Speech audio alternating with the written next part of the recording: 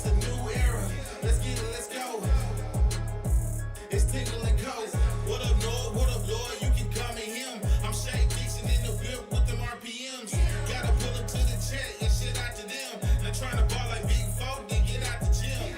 Monday through Friday. When you see that notification, we about to go live. Hit this track and do you dance like you Karen Lacey. Run it back the time, Matthew to the house, baby. It's Tingle and Co. Come keep with the show. It's a new era. Let's get it, let's go. It's Tingle and Co.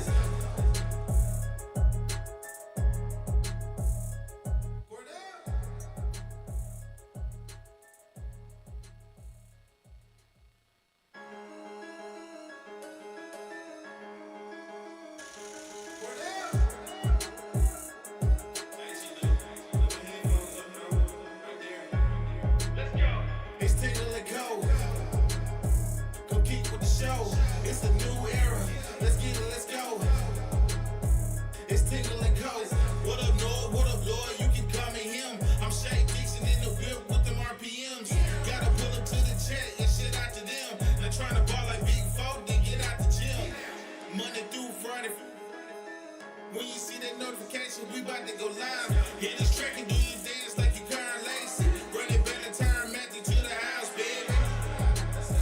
It's Tingle and Co. Come keep with the show. It's a new era. Let's get it, let's go. It's Tingle and Co.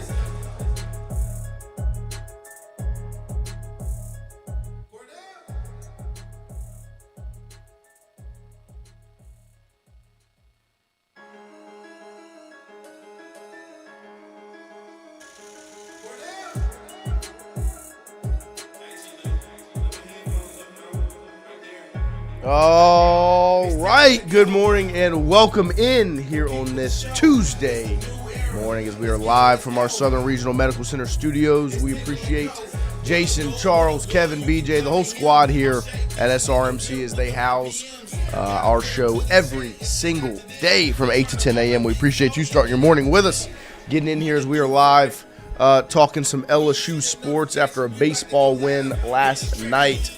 But speaking of wins, we've got to start with our friends over at FanDuel. As yesterday's Tingle and Co. bet of the day was a sweat down the stretch. It's a 2-point game. Houston has the ball. They go down. They don't score. Iowa State defensive rebound fouled. Misses the free throw front end of a 1-and-1. And that, I mean, because at that point you're sitting pretty, right? The pick was Iowa State minus 2.5. So it's sitting at 2. You get that defense rebound, get fouled. You're expecting a free throw to get it to 3 to get them to cover. They missed that free throw, but offensive rebound, Iowa State, another foul. He hits the free throw, misses the second one. Time expires. They win by 3 and cover the 2.5. The Tingle and Co. bet of the day cashes once again. 11 out of 13 bets have now cashed. If you keep tailing, you keep winning. We appreciate our friends over at FanDuel for partnering up with us for the year of 2026, everything they do for us. And they also make it extremely easy to follow that bet of the day and continue to cash like we did last night. 70-67, Iowa State wins, covers the minus 2.5, and gets a little bit of money in everybody's pockets. Shout out to our secret guy, our picks guy, as he's now hidden behind a wall. He doesn't want his identity be too released out there. He wants to continue to give you winners, and he's got you one today. As he says, today is the day Miami of Ohio finally bleeping loses, as obviously they are the lone undefeated team in men's college basketball, I believe. The pick is UMass money line. Today's Tingle and Co. pick of the day from our secret guy. There he is right there. UMass money line is the pick for tonight as they face off against Miami of Ohio, the lone undefeated team in college hoops. So make sure you get over to FanDuel, cash that bet. UMass money line. Make yourself some money tonight. Tingle and Co. bet of the day. But good morning, Lloyd, Wyatt, LSU with a victory last night. How are we feeling? Excellent. How are you, sir? Oh, I'm doing well, Wyatt. Very good. Fun game last night. It was. Win, 4-0. It was sitting at 4-0 through 4 as there is no game tonight. Today is your break from baseball as you prepare for tomorrow as LSU faces off against Nichols. Tomorrow, Nichols makes their way over from Thibodeau to face off at 1 p.m., another day game. And if you were at the game last night, I was. You realize why Jay puts them at the times he does. Because yesterday's game got moved back to 6. And about the 4th or 5th inning, you were kind of sitting there, doing one of these little, it started getting a little chilly. The wind was beautiful. It was a great day for baseball, but it did start to get a little nippy close to the end. If you get cold, just go sit next to Jake Brown because he is scorching hot. Then you'll start sweating. Yes. Profusely. That man is in fuego. And it also might be credit to my buddy Caleb, who was at the concessions both times. Oh. Well, those are concessions. Comes back. I'm like, dude, you just missed the first homer of the game from Jake Brown. What'd he get? Then pops back up. That time he went and got some chicken fingers.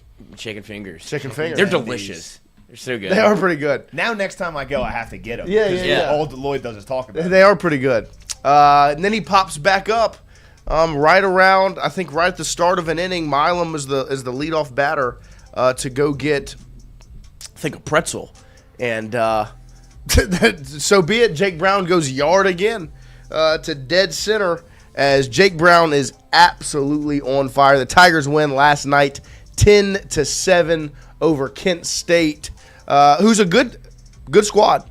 Don't look at Kent State as if this were a football matchup. Kent State was 3-0 going into that game after sweeping Southeastern, who LSU had faced off with in some of the preseason exhibitions, and they had battled with the Tigers. I think they dominated. Yeah, they scored like 33 runs over 3 games. It was like 14, 11, and 8 were the runs they scored. And you saw it when you looked up at the board. Some of these guys, I mean, their 2-hole hitter had quite the stat line when he first popped up. So it piqued my interest when I saw it. He was hitting like 571, 3 tanks. I was like, okay, we'll see what he's got tonight. And then because he was a sophomore. His second AB of the game, he crushes one to the scoreboard, puts a hole in it. And I said, I shot a text in the Tingle & Co. group chat. That young man might be a Tiger next offseason if Jay continues his tradition of recruiting some former opponents. But the Tigers win 10-7 last night as they are now 4-0 on the season. A handful of key takeaways. To me, there are 2 names that you can't not say when you walk away from last night. And I think everyone can kind of put together what those 2 names are. Obviously, there's Jake Brown, who is on fire. 2 homers on Sunday, 2 homers yesterday. And they're not he's not really cheating the system. He is crushing these baseballs. They're not catching wind or sneaking out. I mean, he's putting bat to ball and belt to butt and crushing the baseball. And then the other name is, how about Gavin Guidry last night? Phenomenal. How about Gavin Guidry last night? I think I put it in the document. We might get flagged for showing it, but we have to because there's no way. It's impossible to not watch this. Just the pure electricity with him. This one, right, when you first see him in his debut this season, it's pure emotion and just like this overflow of excitement and hype. Last night was strictly business. It was you sit down as he just retires batter after batter after batter, gets out of the 7th, strikes out the side in the 8th, walking off here. You, sir, can sit down. And how about you sit down? Come on. Strictly business. No flexing, no screaming. You guys can just go ahead and take a seat. He was working that gum. Oh, yeah. Like, Mickey Loomis style. Yeah, it was. No, I mean, and he's That's also where the intensity was. Yeah. Taking it out on that the gum. On that big league chew. But shout out to Gavin, man. Look, he was working last night, and truly and honestly, he's come in now in this season in some really big spots and played a very key role in you getting wins, because it got a little dicey last night at one point. I mean, it was what LSU was winning 10-3. Then you see Kent State go in this inning where they score 4 runs, get it to 10-7, got some momentum. They drew some walks, hit by pitch, then a 3-run double. Then he gets over to third, and then it's a single to score him.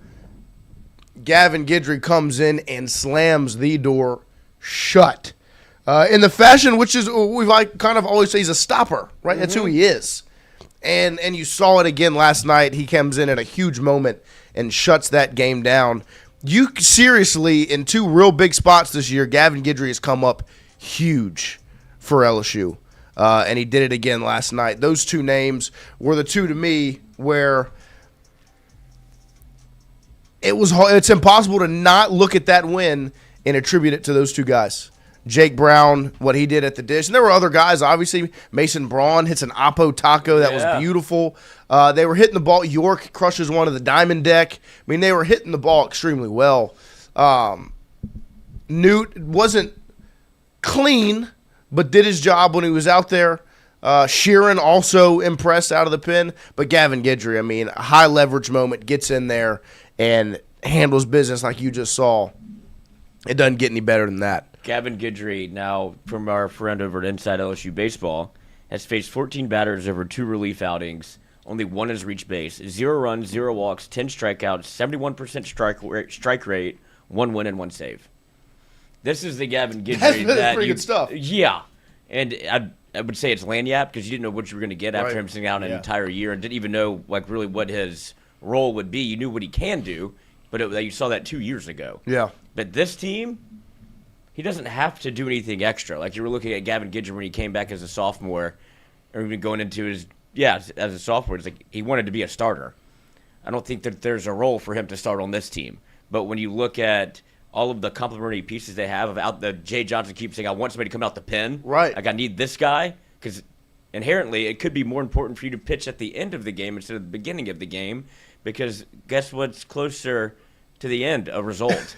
And so it makes a lot of sense, right? Like maybe you'll be in some high leverage spots instead of throwing, 3 innings at the beginning. Maybe 3 innings later would be more fun. Yeah, like he did last night. I mean, it's a 10-7 ball game, right? You're putting him in with a lead, and you need him to slam the door shut, and he does that. I mean, it's a huge, huge spot that he goes into last night after a huge 7th inning, I believe, or maybe it was the 6th inning that Kent State kind of got things rolling. But they get back into that ball game, and then Gavin Guidry just steps in, and like you said, it's lanyap, but it's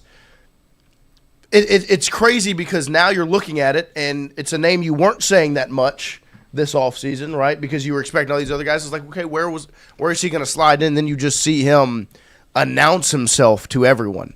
I mean, those numbers you just spit with, 14 batters? Mm-hmm. 1 has reached base, and 10 of them have struck out with a win and a save. He's got 2 outings, 1 win, 1 save.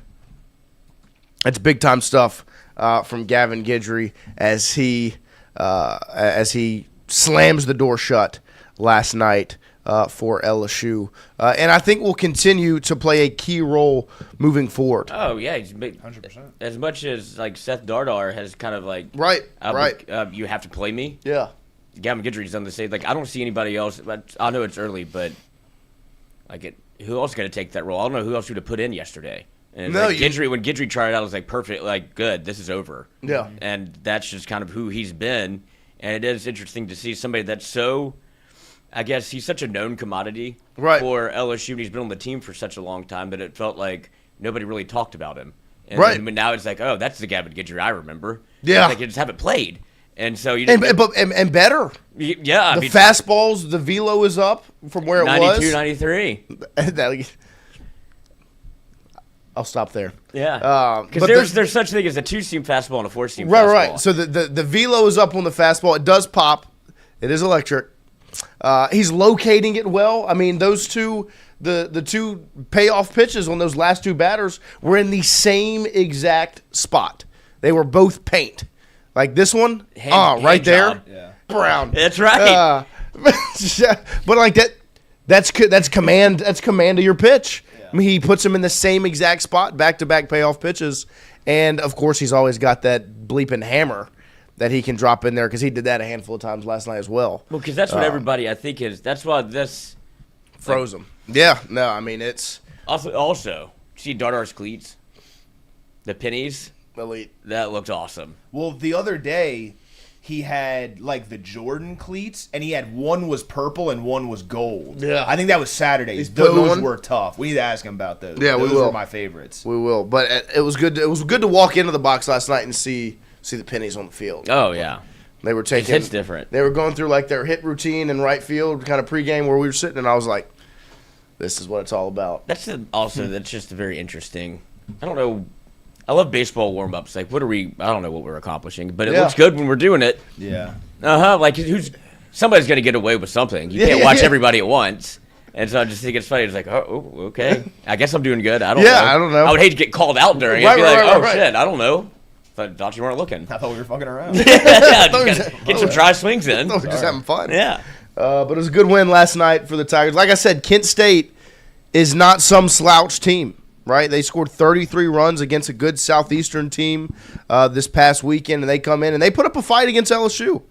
I mean, like I'm saying, before Guidry comes into that game, Kent State has all the momentum as they had a big 6th or 7th inning. No. And put themselves in position, making it a 3-run ball game. And even prior to that, before Jake Brown's second homer, it was a 1-run game. Yeah. They're like I said, they're 2-hole hitter. That may be a future Tiger. Sawyer? Hits a homer and makes it a 1-run ball game. It was 3-4 in the 3rd inning before Jake Brown goes yard, and LSU scores a run in the 4th, 5th, and 6th. And in the top of the 7th, Kent State gets 4 across to make it 10-7 before Gavin Guidry just shuts everybody up and closes that thing out. But last night, like I said, Jake Brown 3 for 5, Zach York 3 for 5, Tanner Reeves 2 for 4. From Brown and York, you got a bomb. From Mason Braun, you got a bomb. And Tanner Reeves had a double as well. And that's not him. My goodness. Well, York was also kind of busy. Getting on second base. Oh, the base pass. Elite Selly, too. Oh, yeah. This It's tough. It's The so Selly good, is tough. dude. It's so much better when he plays into it. Yeah. And then he scores from second on what was it? It was a base hit. Yeah. Yeah, it was a single. He scores from second. That place went nuts when he slid into second base, dude. Well, they went nuts when he scored from second. They're like, oh my God, look at him go. Look at him go. There's no way he can breathe. Like, let's all take It's a a two high five. It's a double high five. double high five from Jay. Jay, He the biggest appreciates smile it. I've ever seen Jay have. Well, he came on. We talked with Mike Up, and we were talking about York and how much of an athlete he is, and he was like surprised by. Like, I know he could hit. Mm-hmm. He's like, I saw him on defense, like a little bit more of a plus glove than I thought. And then I was talking about how I saw him trying to take a bag in the scrimmage. And he's like, don't be surprised if he's like, he has the ability to go and get one. And so I think Jay's seeing other people enjoy it because he's also enjoing it because it is objectively hilarious. Yeah, well, no, I was talking last night. I was like, look, they've told him Dirt Reed, if he sees dirt ball, he can go. He got the Like green light. It's not like don't. Because you can tell them, hey, never.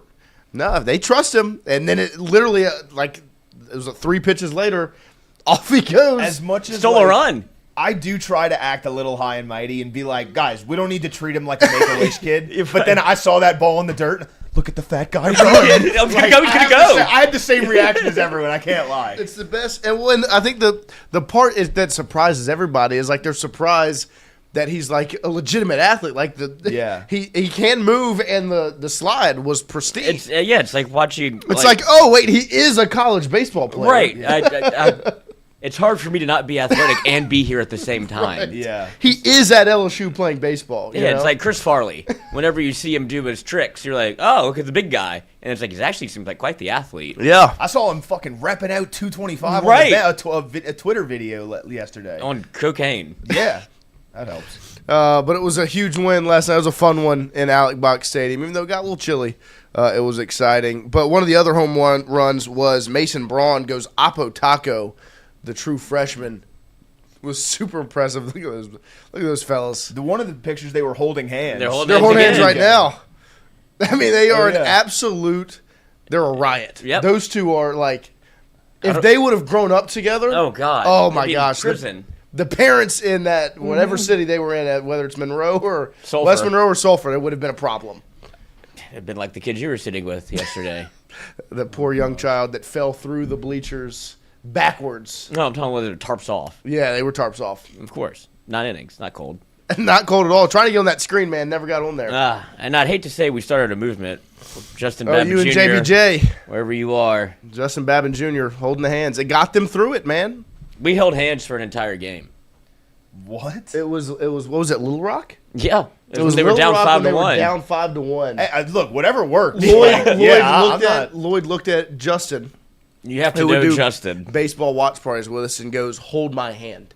Yeah. And so they hold hands, and when they did that, Ethan Fry Ethan Fry hits a double. Yeah, he cleared the bases. Yeah. And so that happened. It was It like started at the beginning of that inning. We were holding hands. We're not letting No, I go. respect that. You and gotta they do what you held gotta hands do. for the remainder of that game. When I tell you it was non-consensual, he wanted nothing to do with it. He hated it. Hated it. His dad was calling in and being like, "Why are you holding that fellow's hand?" And I was like, "Look."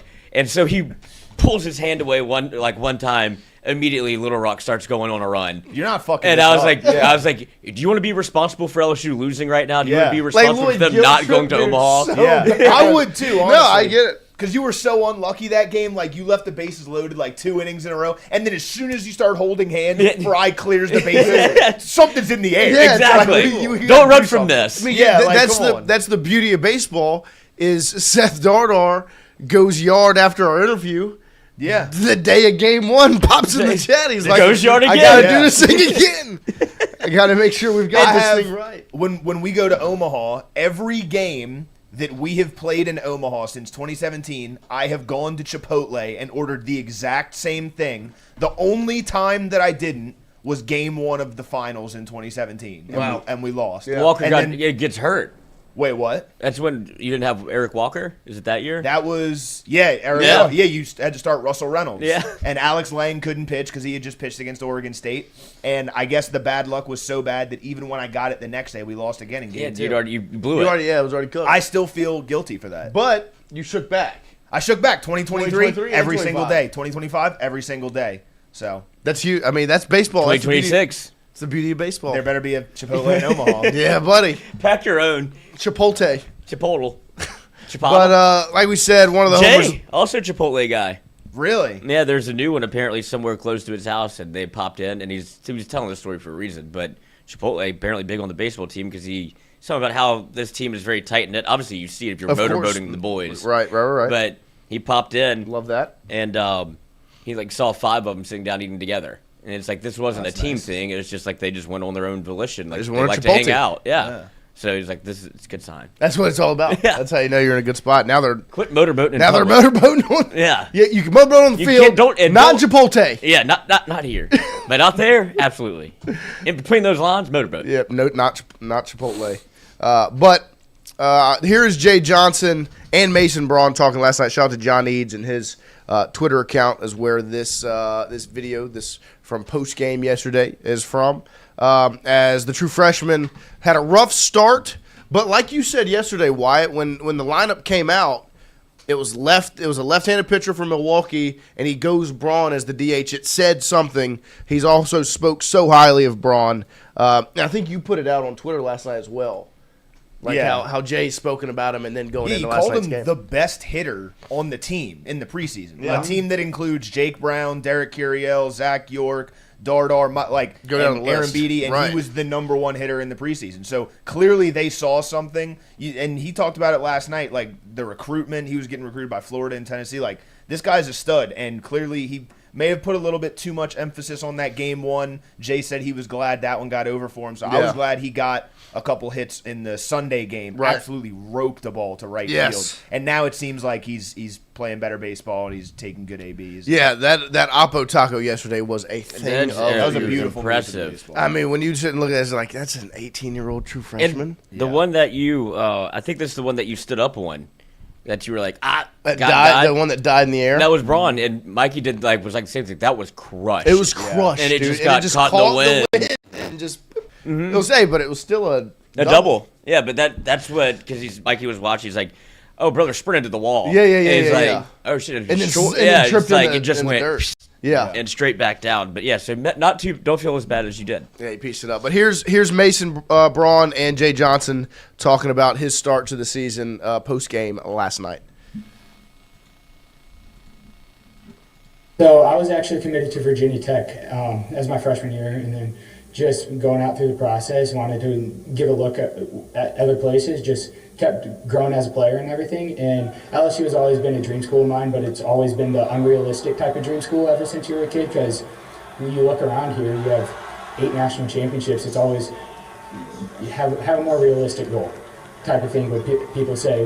But I've had family down here that lived down here for a couple of years, came down here, watched games, but it's just been the dream school of mine. And ever since Coach Johnson gave me that call, it was like, yep, that's where I want to go. Yeah, I thought the professional at bats is what I like the most. And, you see it with a young guy like Mason, to stay on the ball and, hit a fastball hard the other way with 2 strikes and 2 outs with runners in scoring position. And he's just really strong, so he could drive it over the fence. He's got some real hitter qualities. He loves baseball. He's a perfect player for me, perfect player for our program. And I'm really excited about his present and his future. It just was like, you were supposed to come here. Like once he was going to go to Virginia Tech, it was a player we made a high priority. I feel like, I'm not into the comp thing a lot, but there's a lot of, Trey Morgan, Josh Pearson, and Cade Beloso combined, is how I would explain him as a hitter. And that's a big compliment. Josh Pearson, Trey Morgan, and Cade Beloso combined is Mason Braun. So the nickname now for Mason Braun is Josh Trey Beloso. Oh, well, yeah, let Lynn know, because he's out there just throwing everything at the wall and seeing what sticks. Downtown Hollywood Brown. Like, Lynn, let's just get the Zack Attack. Yeah, no. We're done with that one. Hey, but I don't know. He's hotter than a fire ant on a fever blister. That's the Lynn I know. Yeah. Can't find it with a bloodhound or search warrant. Yeah. Tighter than a tick in a blood bank. That's awesome. That one's awesome. The Zack Attack. No. Yeah. I don't know if Lynn is on Twitter, if he's maybe feeling himself a little bit, but you can't say anything bad about the one of one. He is he is on a heater right now. Oh, he's having a blast. And Ben McDonald's calling every game. Yeah. You want to call the Kent State? He's like, yeah, love doing why this. not? It's awesome. See for Nichols tomorrow at 1. 8 o'clock at the box. Like, Ben McDonald can do whatever he wants. He doesn't have to do this. Nope. No. He's like, no, it's fun. It is. With Lynn. It should be, because they keep crushing baseballs. The problem is we have such good announcers all year. Yeah. And then you go to Omaha and it's fucking Eduardo Perez. And Carl Ravitch. And Carl Ravitch. It really is. And it's awful. I was the other night. I'm watching Texas play somebody, and we're sitting watching it, and one of my buddies is like, "So does everyone else just have bad announcers, or do we just have really good ones?" I was like, both. I was like, we're just kind of spoiled rotten that we get Lynn Rollins and Ben McDonald on games, or Lynn Rollins and Ronnie Rance, Doug Thompson. Go down the list of all these guys that you can Buzzy. listen to. Buzzy, we are spoiled. Chris and Blair. then you turn on these other games, and it's like, these guys suck. Yeah, it's not exciting. Something feels off. What was that? What was it? The fucking guy was from it Texas? Yes, That dude Rocket. sucked. Okay, did you like that, Rocket? What'd you think about that play, Rocket? In the Yeti yard. Oh, my God. That guy. That was bad. Lose last your year. vocal cords. That was absolutely Jackie Bradley And it was- for South Carolina. That was rough as well. He's not an affront. He's just not good at it. Yeah, He's just kind of a little bit more. It doesn't have any confidence for some reason when he's Jackie Bradley Jr. Yeah. But the Texas, and the thing that sucked about that, it was the first true away game that you had to listen to somebody else. You're like, and then fucking Roger Clemens is there, and this guy is deep throating him the entire Dude. Rocket was so uncomfortable, and he kept calling him Rocket. My name is Roger. You're not 10. It felt like we're the rookie same of the age. year. Call me Roger. Yeah, Roger or Mr. Clemens to you. Hey, Rocket. Sorry, Rocket. You signed this Rocket. Take it. Yeah, God. It's like if Lynn got York, he's like, "What's going on, Zack Attack?" Yeah. Don't do that. But see, I'd be okay with that. That's better than the Rocket. Oh. But Rocket man, was crazy. the Rocket was awful last year. But it's been fun through 4 for LSU baseball as they're sitting at 4-0 15-5, 5-3, 21-7, and now 10-7 last night over Kent State. It'll be Nichols tomorrow. They'll take today off. They'll return to action tomorrow night or tomorrow during the day for a 1 p.m. first pitch after Nichols was swept this past weekend in Knoxville. They went to Tennessee and got swept by the Vols. And then you can go ahead and run that in a second.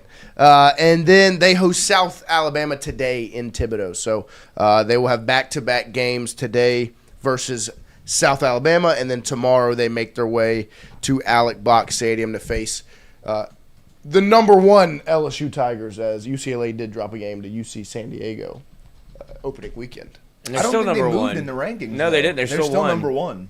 Whatever. That's right. Not to me. It doesn't matter. The baseball. There's rankings also don't really 27 polls. Yeah, there are. There was I saw the pair ratings yesterday, and Kent State was 18. Nice. And they were LSU versus the number 18 team in the country. I was like, all right. That's W. what Jay talked about. That's why he Yeah. did it. He's No, like, I loved that game last night. Yeah. They're gonna win a ton of fucking ball games. That's gonna be a big RPI boost. Yeah. No, I mean that's a good team. Watching them, like I said, the 2-hole hitter is a legitimate ball player. But they pitched well. They're good. You could have very easily lost that they're game. a good Yeah, team. 100%. The pitcher they pitched, they said on the broadcast, they saved him for Monday. He's a weekend guy. Yeah. They saved him for LSU. See if they could snag one from the Tigers. Yeah. They're a good team. They are. Southeastern is not a bad baseball program, right? No. Southeastern's usually they get into a regional there and they battle with LSU in exhibitions. And Kent State dog walked them over the weekend, 33 runs. You could see it last night. Every time a name would pop up on the jumbotron, on the video board with the batting stats for the players. I mean, they had multiple guys with 2+ homers from the way they swung it. Sawyer Salatara, he was batting .530. Yeah, I know you have a 4-game sample size, but that's a lot of games to still be hitting 500. Oh, and he also has how many homers? 4. Yep. He's got 4. So if you're impressed with Jake Brown, that plays. Yeah, get ready to learn LSU, buddy. Oh, I stood up when he hit the bomb, celebrated it. Just stay. It's like future Tiger. You can just stay. I started researching his hometown. I was he's from Ohio. All right, we've got some inroads there. Get Joe Burrow on it. Yeah. But he's 6'5", 225. No, it's What are you doing at Kent State? Same thing with Mason Braun. You're not going to Virginia Tech. That offended Jay. He's like, you're supposed to be here. What are you doing? Right. It's funny when he gets guys that he wants. He's like, no, you're supposed to be at LSU. He's the perfect player for me and this program. It's like, oh, what a compliment. Yeah, it's good. It kind of means a lot. And I see what Jay sees. Yeah. Did you tell me Oppo Taco for? Not a lot of freshmen should be starting on this team. It was 2 strikes, 2 outs, fastball, gets it the other way, out of there. As a true freshman, that'll play. And Kason Evans, when he came on, he was talking about guys that he's, who have you in the fall, whatever. There's always one player or something that you may either notice or have had trouble getting out. He's like, I hate to say it's freshman. He's like, it was Braun. Yeah. And he's like, every time, he was putting together competitive at-bats, he was like, he's really advanced as a younger player, as a freshman. So I was like, damn, then you see him in the starting lineup, then you see him continue to play. It wasn't like you get one game, and it's like, never mind, you're not ready for this. Right. You're staying in the lineup, and now he's definitely staying in the lineup. Yeah, no, I thought, like Wyatt said yesterday, I had the same reaction. That was my key takeaway from the opening day lineup. Yeah. Because it changes a lot. There's not really anything. But to go lefty on lefty with a true freshman DH when you very easily could have plug and play John Pearson right there for a right-handed bat at DH. Or Cerna. Go down, and instead he goes, no, Mason Braun. Mm-hmm. Lefty on lefty because of the ABs he put together. And he had a rough game, but, last night. And even Sunday, right? He's put it together and he's played well, and I think you'll continue to see that. But like Lloyd said, that's a name that came up time and time and time. We talked to Dardar, you talked to Kason, then y'all talked to York. It was just everybody can't stop talking about Mason Braun. And then Jay just put together 3 pretty good players for his programs that he's had. Josh Trebeloso? Yeah. Yeah. That's a high praise. Josh Pearson. Winner. 2-time national champion. Some of the biggest defensive plays ever, but lefty on lefty bat. Mm-hmm. Trey Morgan, what's he? Lefty. Cade Bloso. Is he lefty? Yeah. Yeah. I mean, that's 3 lefty bats. That's what he saw. That You you just can- saw left-handed. What about 3 best left-handed hitters I've ever had? Yeah, who's the 3 lefties that I trust against anybody? All that he would call, which is the highest praise he gives, a professional hitter. Professional hitter. They put together professional ABs. Such a nice compliment. I mean, it is. But he's not wrong. And he's proven time and time again he knows what those are. Yeah. He can identify a professional AB. Why do you think Derek Curiel was an everyday starter last year? He needs to start putting those together. He played better last night. He did play better. He's So out of character. It is a little different. Because he was a strikeout the first AB of the game. Yeah. Yeah. Yeah. Like He's I got remember, 5, I think. Yeah. Already. He's going to reel it in. Better. He's not on your team. No, Well, yeah. he is on your team, No. but you didn't draft him. Right. He's on your team, Yep.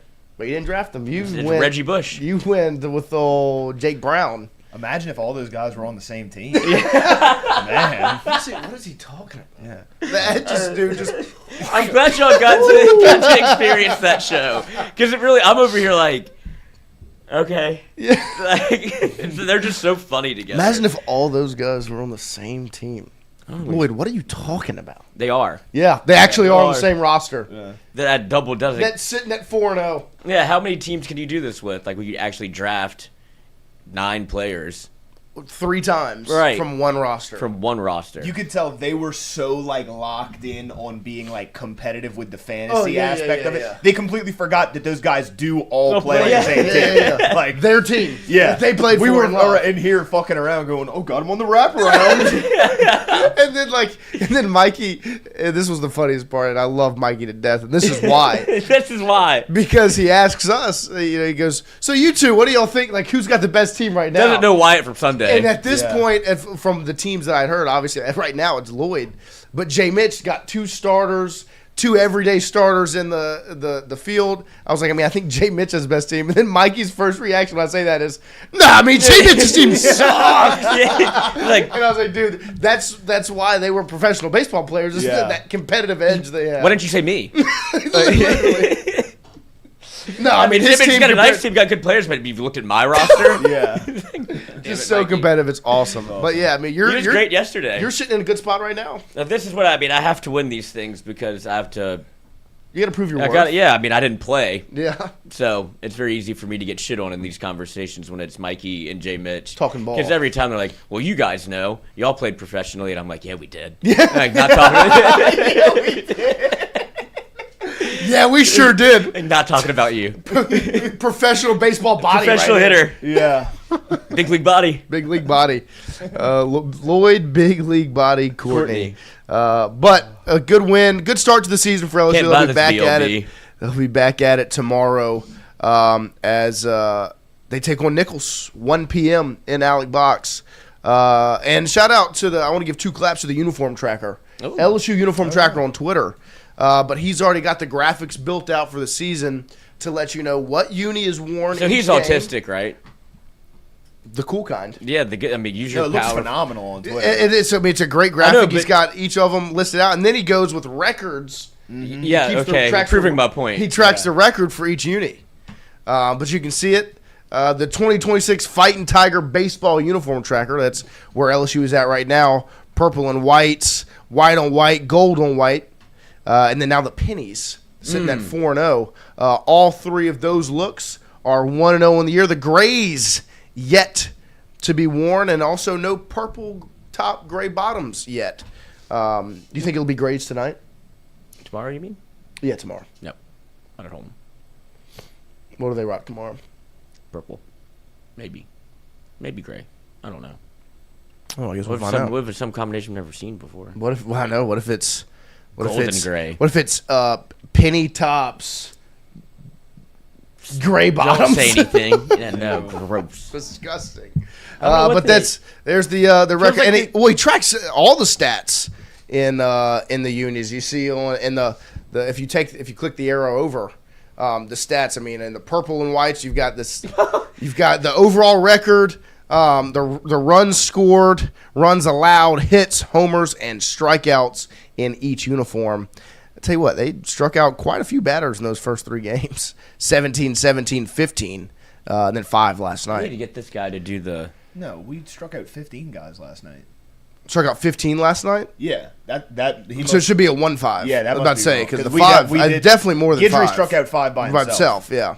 Do we see? Is there another uniform that's not on there? That's what I'm trying. That's what I'm trying to think year? right now. No. Do we wear gold and gray? I don't. Well, No. Yeah, I don't. They've done. Have they not done purple tops, penny bottoms? They've done that before. I don't I think so. I low think key they feel have. like we have. Done purple tops, penny I bottoms. don't know. Actually, that would look. Let me kinda see. weird. Let me see. Yeah, you have to wear them together.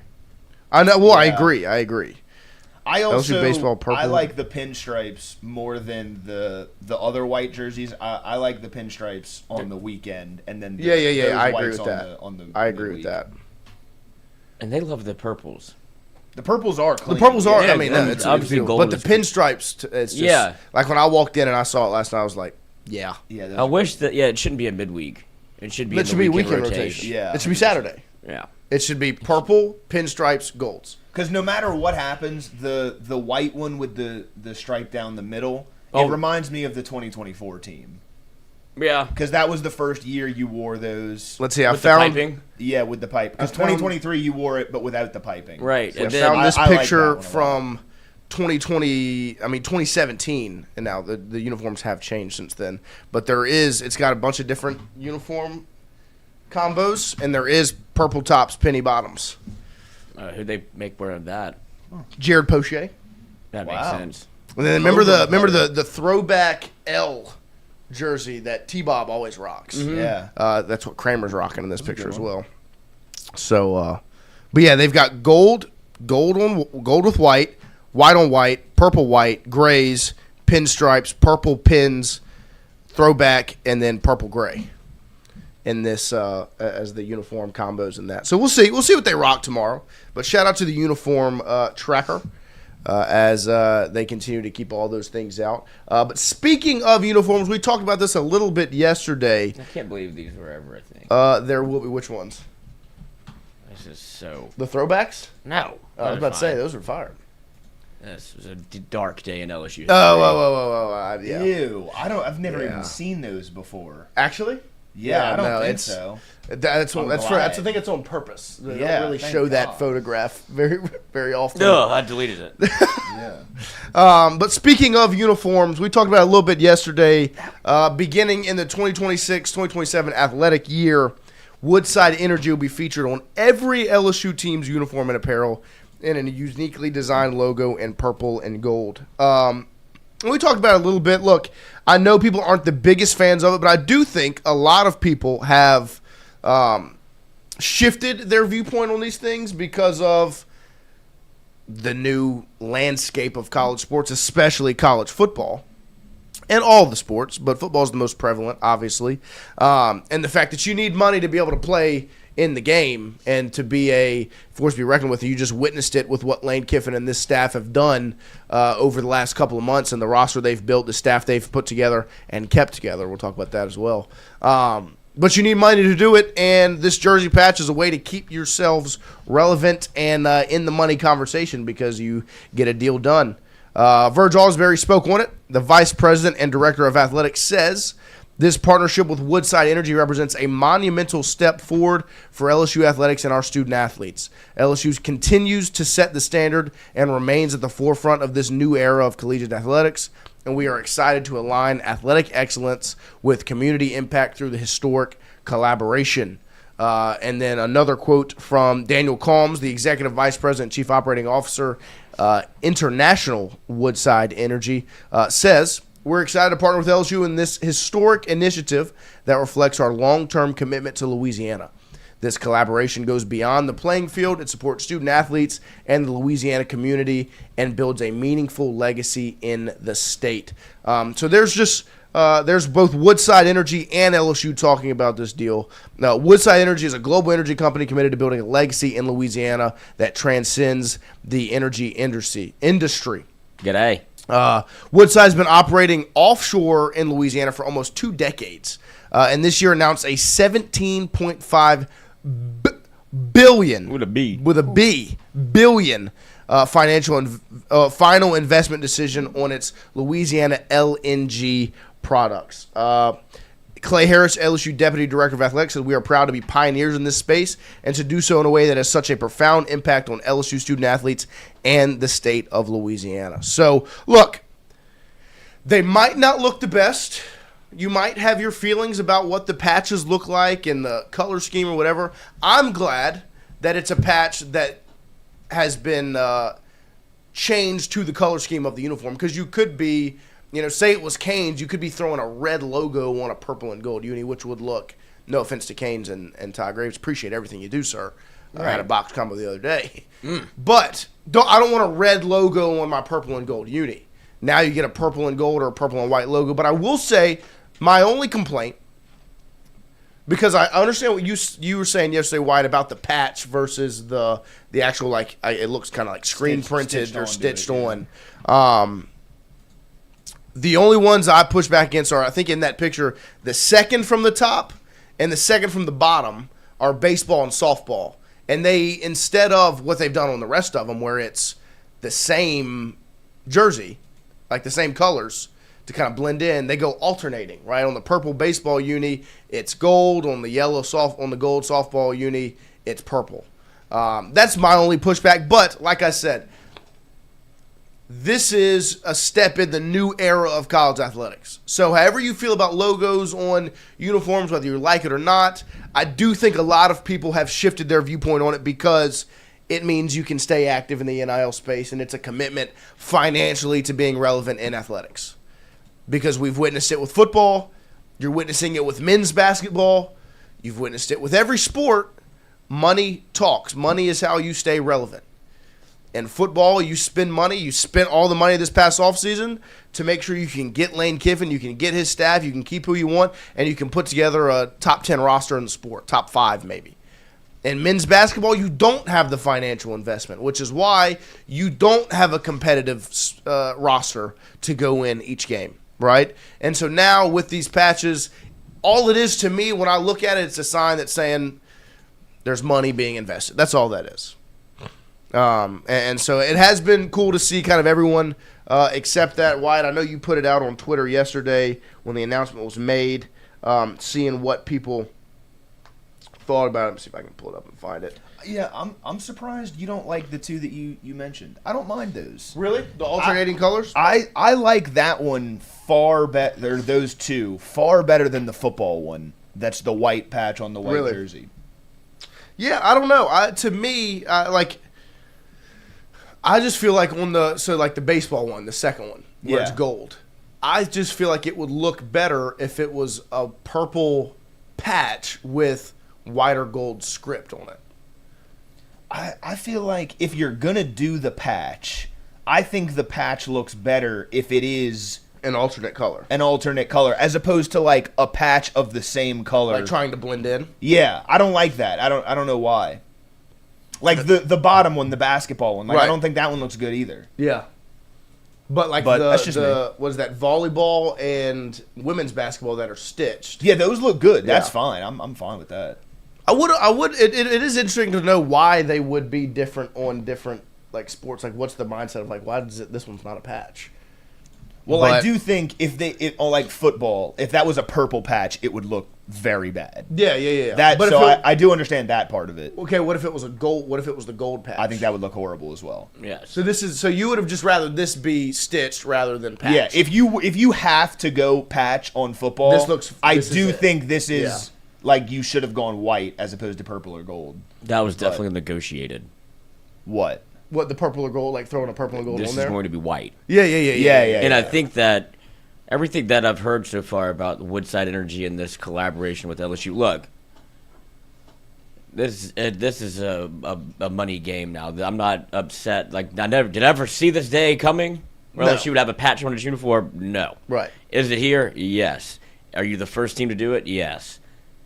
All of that is a lot to digest, but then when you hear the amount of money that you got to slut yourself out sometimes. This is fine. I'll get it. I thought you got to do it. You got to do it. Our guy Jason Ramazan here at Southern Regional, who has a very good viewpoint on a lot of these NIL type things, he commented back or replied to Wyatt's tweet yesterday and said, revenue generation equals better players, equals more wins, equals more donations. Yeah. That's what this is, right? You have to spend money to what? Make money. To make money, right? So you spend money, you invest the money, because if you you get the money from Woodside, right? You go get better players, right? Then you win more. And then when you win more, people are willing to donate more money outside of Woodside, right? So it's just a spend money to make money thing. Like you said, it's a win-win. Yeah. And you cannot survive in college athletics now without it. You need money. And LSU, I don't believe, has just these grandfather boosters. What's the guy from Michigan? What's his name? Ellison? Yeah. There's no Ellisons, right, that can just sit back and kick their feet up and Phil Knight a check whenever they want. Yeah. So you throw a Woodside Energy patch on there. I don't think any of us are crazy about it, but it's not going to, like, negatively impact us. Like, it is what it is. If it makes us money, yeah. fine. Fonz's reply was small enough to not be a big deal. Yeah. Chris at CMHAR0375. I rarely notice the bowl sponsor patches. I won't notice these after a game or two. Yeah. Matthew Cavalier, at least it's small and blends in. Carter Tom's completely necessary. Not a gaudy logo either. It's a non-issue. Yeah. James Franks, it's small and it'll be fine. I mean, bowl and national championship patches are bigger than this, and it matches each jersey's color scheme. Sylvian, love that LSU gets a bag. Love that it's not overwhelming the jersey. Love that it's in school colors. Yep. If it means more for the school and NIL, I could care less. And even this guy, at Country2529, Bear. I don't like it, but at least they are color matched and kind of blend in.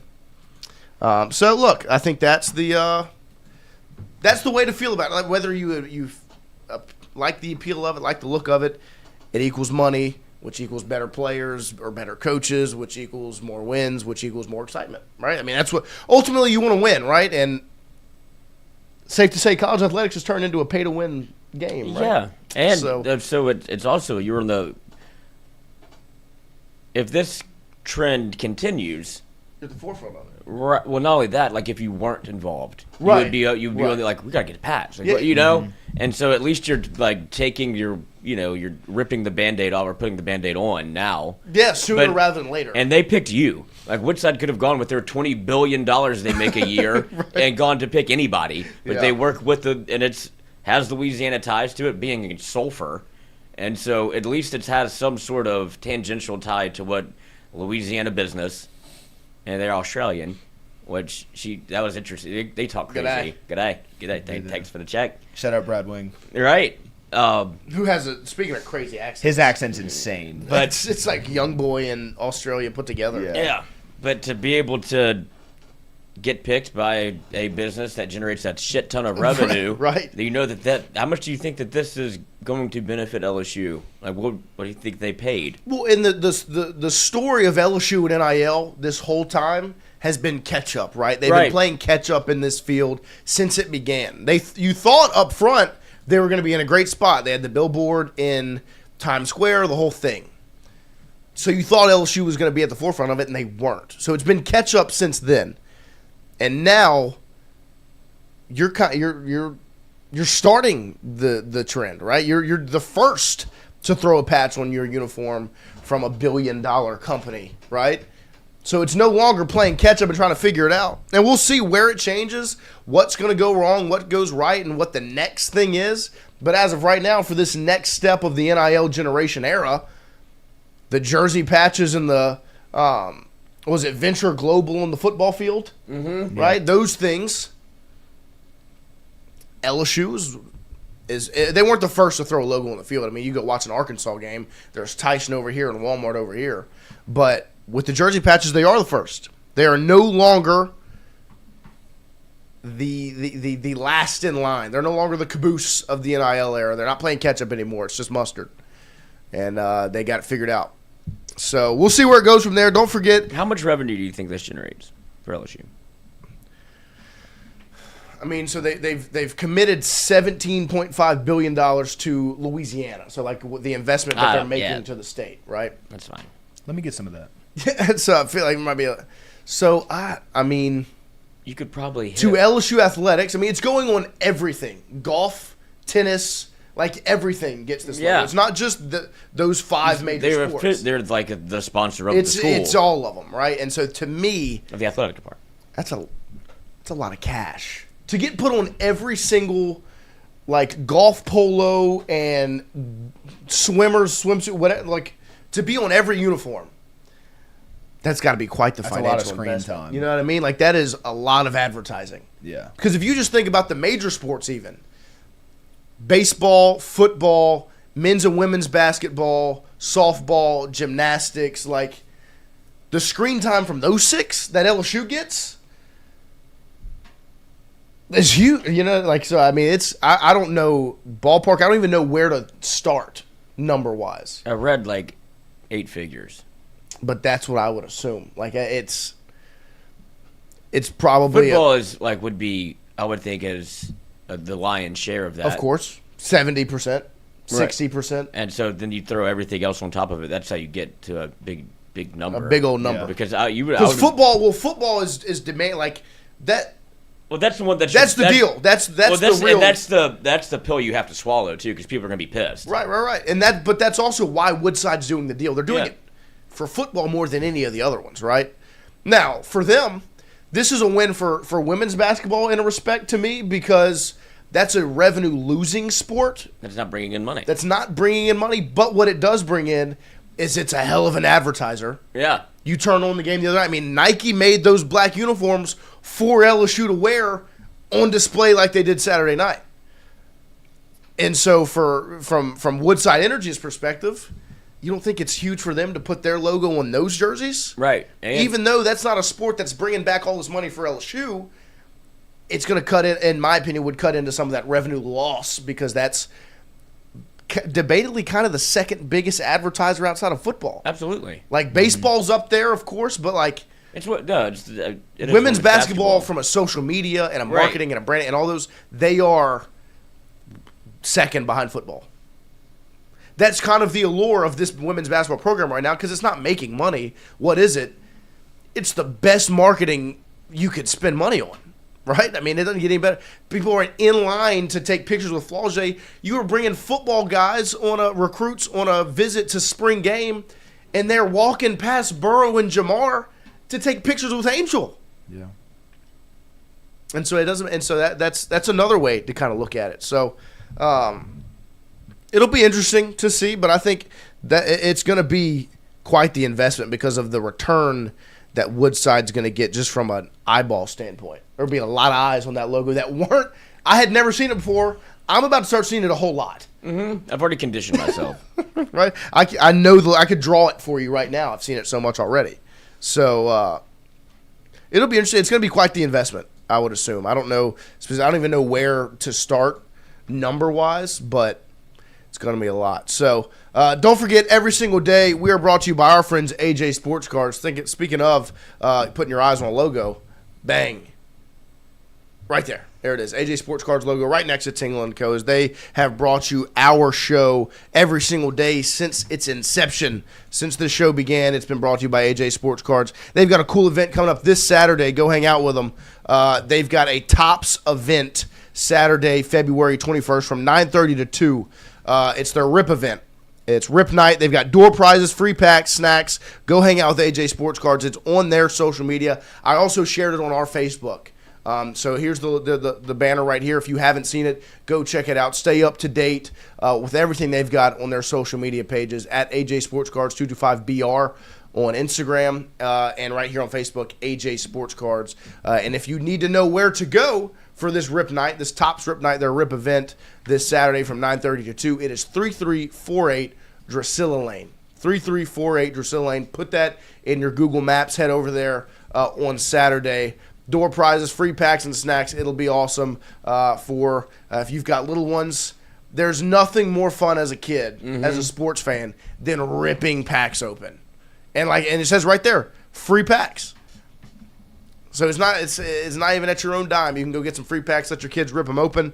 Go to the RIP event, and then you can head over to the PMAC after, like Hunter Hall says, for Alabama LSU men's basketball. But we'll take a quick break here as we roll through hour number 1. Come right back with more Tingle & Co. right after this.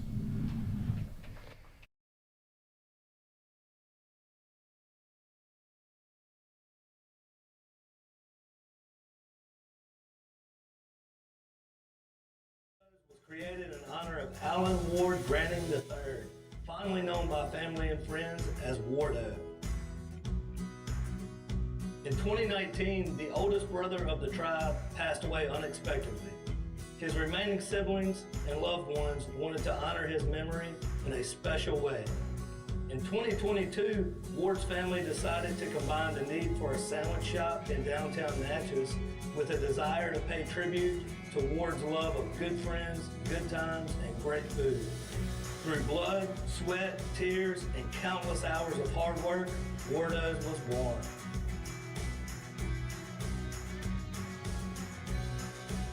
So go visit Wardo's today at 309 North Broadway Street in Natchez, where the po' boys are so good, you'll swear you're in Cajun country.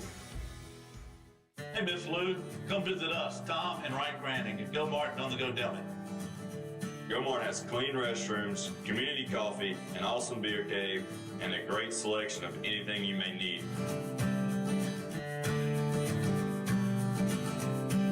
Located at the corner of Highland Boulevard and Highway 61 South in Natchez. Also stop by Wardo's Po' Boys at 309 North Broadway on the beautiful Natchez Bluff. Where everyone is family.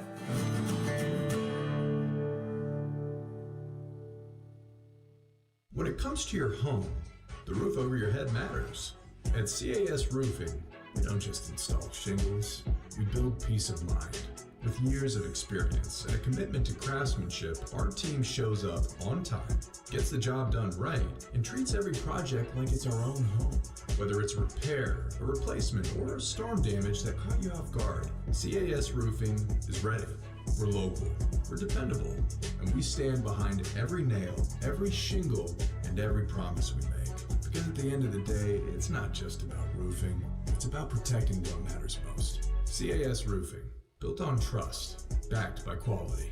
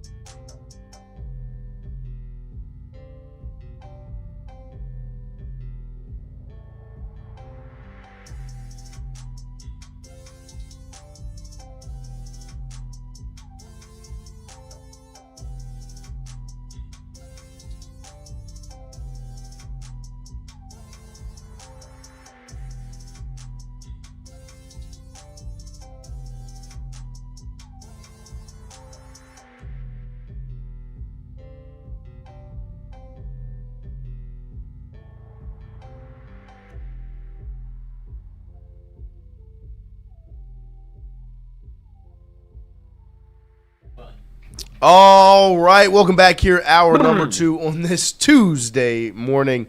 As we're going to talk a little bit about LSU men's basketball. What? Why? Nah, I'm just kidding. They do play tonight, but we're not going to talk about that. Who do they play? They play Texas on the road in Austin. McConaughey. There you go.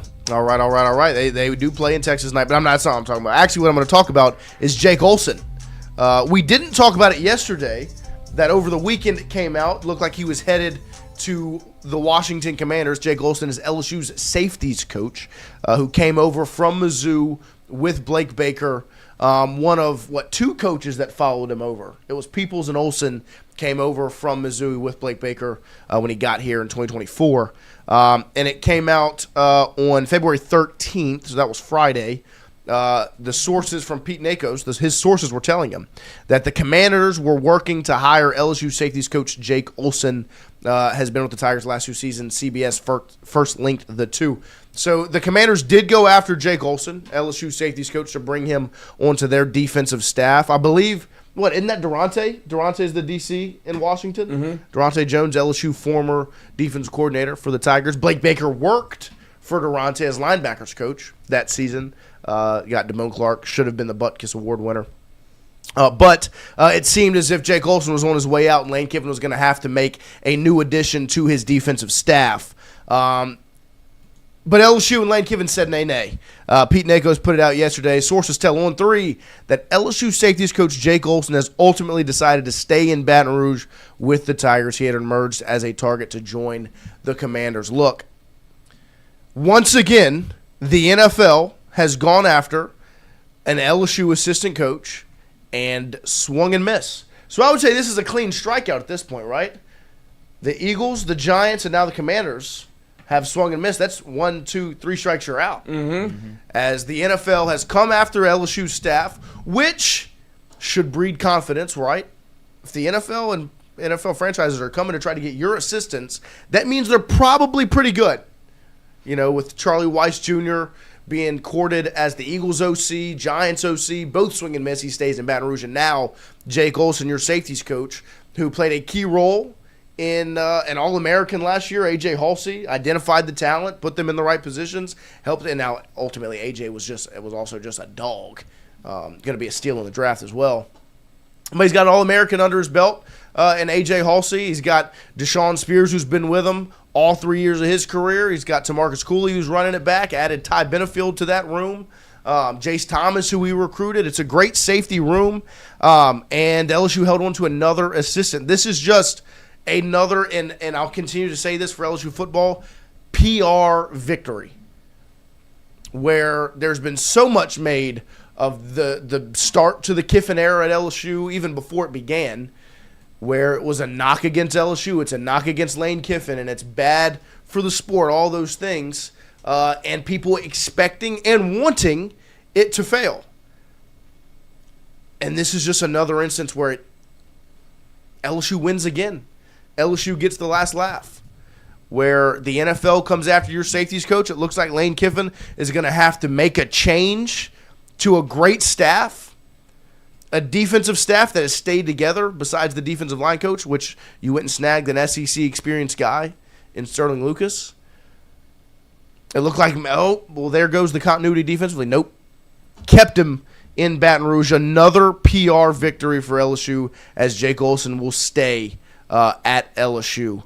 It was huge. It was really awesome to see, once again, the NFL swing and miss where – You saw NFL programs franchises come after your coaches, and they want to stay in Baton Rouge, and it really does make you feel. And now I'm sure there were probably some financial conversations with Jake Olsen of, look, that offer's on the table. This is what we can give you, maybe a bump in pay. I don't know if you get a raise or not, but it also can lead you to believe they also are bought in on what's going on in Baton Rouge right now, right? Like you would look at it and you would go, if they didn't think something special was on the way or that more offers like these would come down the line, they would take advantage of the ones they have right now. They would strike while the iron's hot. To me, what this screams is they believe the iron's going to stay hot for a while. They believe these offers and more offers like them are going to continue to make their way through because of what is about to happen in Baton Rouge. What LSU has in store over the next couple of years, offensively, defensively, and under the leadership of Lane Kiffin in this new era of LSU. They're bought in. They're deciding to hitch their wagon and stay in Baton Rouge, stay with LSU, instead of taking the opportunity that is there. It's not a made-up opportunity. This isn't just kind of a maybe potentially Charlie Weiss could go to New York. Or maybe potentially Jake Olsen to Washington. No, these are legitimate offers and legitimate courting from NFL franchises that they are turning down to stay here. It would be hard to look at that and go, no, they don't. they don't believe in what's going on in Baton Rouge. Because they didn't believe, where would they be? Blake Baker would be in Tulane. Jake Olsen would be in Washington. Charlie Weiss would probably be in New York. They'd all be gone, right? But guess where they're at? Staying home. Right here. Because they believe what's in front of them is special. That is the biggest takeaway, is it feels like whatever is going on in that building, they want to be a part of it. Like, because I will always contend that I know Charlie Weiss Jr. wasn't here during the Brian Kelly era, but Jake Olsen was. Right. And Durante Jones he used to work with, and he calls me, he's like, I can get you out of there.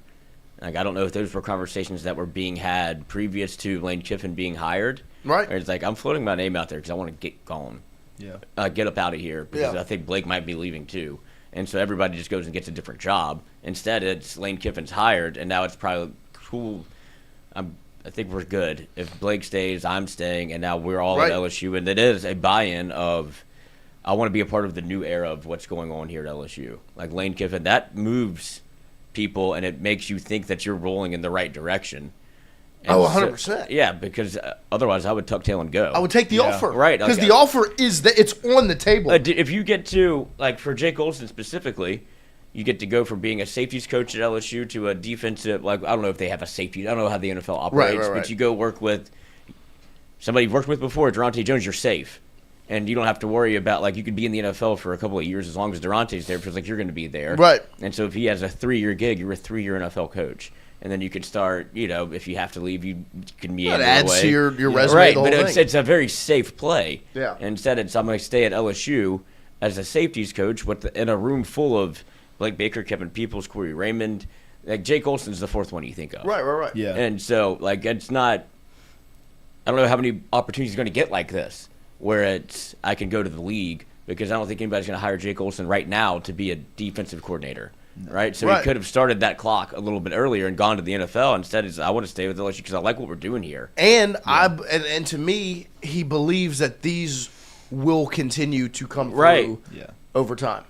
If what he believes is going to happen in Baton Rouge happens in Baton Rouge, those offers will continue to happen. But I'll be able to keep recruiting players like this. Right. And then it only makes me look better. Yes. The more talent I get, the better they play on the field. The safety play was great this year. Because right now I've got one All-American under the belt with A.J. Halsey. In 2-3 years, it could be 3, right? It could be 4, right? It could be more of those notches on the belt of guys that I've coached that are now in the league. And you've now seen it. Like we said, 3 strikes, you're out. The NFL has tried to snag Charlie Weiss Jr. twice and Jake Olsen once. They all swing and miss, and LSU keeps their staff together going into spring. Which begins in a little bit over a month, about a month and a week away. Spring football starts. There will be the first spring practice March 24th. March 24th, 26th, 28th, 31st. Then April 2nd, 4th, 7th, 9th, 11th, 14th, 16th, 18th, 21st, 23rd, and 24th. So a month of spring practices for LSU football. They get started in a little over a month from today. So it'll be here before you know it. And, I mean, think about... That is crazy. Think about what it could look like if you were trying to hire a position coach right now. Not ideal. There's one phone call. That's part of the reason I'm glad he didn't leave is we don't have to discuss that. I know, because that's becoming one of the things. Oh, it got that's hot like, over the Saban could weekend. come back, or like Will Wade could come back, and now the Tyrann Mathieu being like a It DB got coach. hot Saturday and Sunday. Yeah. Before that announcement last night that Olsen was sticking around, it was everywhere. I saw. It was like every time Olsen's leaving, it was Tyrann Mathieu. There's really one call. Yeah. You just type in 504 or whatever the rest of the numbers are to make that phone call. But instead, it is Olsen. Can't say I didn't entertain it. I do think it sounds awesome. he has to Yeah. he has to go get his degree first before he can be a LSU Why? coach. I believe. I do believe that's a rule. If anyone's breaking rules, I agree. Yeah, I agree. But at the same time, it wouldn't be that hard for LSU to just Give him a degree. give him a Yeah. degree. That's what I'm saying. He has to Yeah, have one of those. here. I'm not saying the process can have has to mine. be you've got 2 semesters left. How It'd be about like, that fucking Thorpe Award? Yeah. Like that's your He fucking actually didn't degree. get Yeah. the Thorpe Award. He didn't win the Thorpe. No. Who won the Thorpe? And did It was Morris Claiborne win Claiborne won the Thorpe that year. Don't get He mad at won that. he won the Benaric, Yeah. the Defensive Player of the Year award. I mean, what are we doing? How can you not? How are you the best defensive player in the country, but not the best DB in the country. I guess I don't know what went into it actually, but that's absurd. Maybe it's just the way. And I love Morris Claiborne. No, I agree. Morris Claiborne was. He deserved to win it as well. Yeah, it's kind of. I mean, it's not the same, but like Grant Delpit and Derek Stingley, like they both could have won the Thorpe Award. Yeah, they went with the older guy. They do it. They do it based on who's older. A lot of times, I think they do a makeup award. Yeah. Grant Delpit should have won it as a sophomore, and he didn't. They gave it to the Georgia guy, DeAndre Baker. Yeah, and so to make up for that, because his season in 18 was much better than 19. Yeah, he shouldn't have won it in 19. Okudah should have won it in 19, or Stingley. Yeah, or Stingley actually. Yeah, and instead they made it up to him by him winning at 19. Yeah, I hate that. But he should have won in 18 because that 2018 defense. Very good. Was one of my favorites. Very good. Big Devin White guy, so of course that's part of it. But I mean, Delpit, Greedy Williams, Christian Fulton, Devin White, John Battle, studs. Shout out. But yeah, so we'll see what happens. It did get hot, the rumors around safety coach. Yeah. And trying to make that happen. But it will be Jake Olsen. And LSU will not be looking to hire a safety coach with spring football right around a month away. They've got everything locked down, ready for March 24th to get here and to get on the football field. I cannot wait for LSU spring football to get started in a little over a month. See these guys, this team they've put together down in the Ponderosa for spring practice to get rolling. I think very excited. Last thing on the Olsen thing, I think it does speak to that larger trend that you mentioned, that since Kiffin's been here, like when players, coaches are thinking about kind of leaving and Lane Kiffin and the staff decide they want to retain someone so badly, right. You've seen pretty much all of those guys come back. Blake Baker with Tulane. Even like Deshaun Spears entered the portal. 3 hours later, he's back. Caden Durham entered the portal. When you found out Lacey's probably not coming, we're going to bring Durham back. Jake Olsen, right? And like you spent 4 years with Brian Kelly kind of making excuses, being like, right. we can't pay this guy that amount of money. We just can't do it. It's just not smart. And Lane Kiffin came in and said, fuck all the excuses. We're just going to get shit done. Like, there's no excuses. We're going to bring back Charlie Weiss. We're going to bring back Blake Baker. We're going to bring back Deshaun Spears, Caden Durham, Jake Olsen. So I think that's what I'm just so excited, man. Yeah, no, it's also. I mean, it's the polar opposite of what it's been. Where you feel like you have to make excuses for things that happen that are normal. Like attrition is normal. Coaches taking they're valid excuses. Right, promotions is normal. If he would have taken the commander's job, it's not. I'm upset at Lane Kiffin or Jake Olsen or Blake Baker for that happening. It's not a problem that he takes an NFL job. Yeah, like it's not a bad thing, so to speak. But it's huge that instead of that, it's actually no. We're gonna get that deal done. They keep winning. Like I've said it many times, from a PR standpoint, they are crushing it. It's just wins after wins after wins, and it's impressive. Like I've never seen, from an LSU standpoint, things just aren't going wrong. Yeah, you could be Hugh Freeze. Oh gosh. Oh no. Oh. He's so horny. Oh. Saved by Grace. Husband to Jill is crazy. Why repost? Why? I don't think he knows how it works. Yeah, it was an accidental repost. He was trying to like it. I have like accidentally reposted, of course, stuff but I immediately undo it. Repost. Yeah. Well, nothing like that. I'm not reposting like some Asian girl. You don't want Asian AI? I mean, I do, but I don't repost it. Like, that's... Somebody told him how it works because... man. Look, let's throw the daughter. Oh, he fixed it. He fixed it. He threw up some pictures of his threw up daughter. what is that? Is that a pastor's quote? Yeah. Oh, my God. Oh, Hugh. He's so funny, dude. What if that's just not his daughter? What if that's just some college girl on Instagram? Oh, speaking of head coaches in college football, Lane Kiffin looked like he had quite the weekend. And there was a lot of this stuff from the Ole Miss fans of, he's definitely hating this. It's like, that's not what I'm seeing at all. What are you talking about? Lane Kiffin and Mardi Gras. Yeah, I mean, sure. I don't think, now, this is my thing. How would you hate that? I don't think Lane Kiffin is the most outgoing, in-your-face guy. I think that's very, very obvious. When he went and sat in the suite the other day, it was he walked through. It was one of my buddy's uncle's suites, like his job. It was their suite, and he was like, Lane Kiffin just kind of walked through, said hello, shook hands, and then went and sat down and watched the game. He wasn't there for it's not a show. Photo ops, and that's not what it is. That's just not. I just don't think that's his personality. But he will do it, right? That's even though it's not him, he's going to do it. Yeah, I mean, he's not enjoying himself. He is an awkward guy. Yeah, I just don't understand. Like, how is he supposed to act? That's what I'm saying. What do you want? What do you want? Oh, you guys! I'm so glad you're all bum rushing me in the middle of the road, drunk. I think it's just his smile. Like, his smile is not like an overly happy smile, which is like fun. Like, nothing wrong with it. Like, it's just how he smiles. Well, it's just all these. I mean, it's Mardi Gras, right? I also would not like for a bunch of drunk people to run up at me either. Right. I would be uncomfortable as well. Most people are. Yeah, I fucking hate Mardi Gras. And it also looked, it looked like he had a good time on the float. Well, it sucks. Tossing the beads and the whole deal. I mean, it just sucks that he's sober.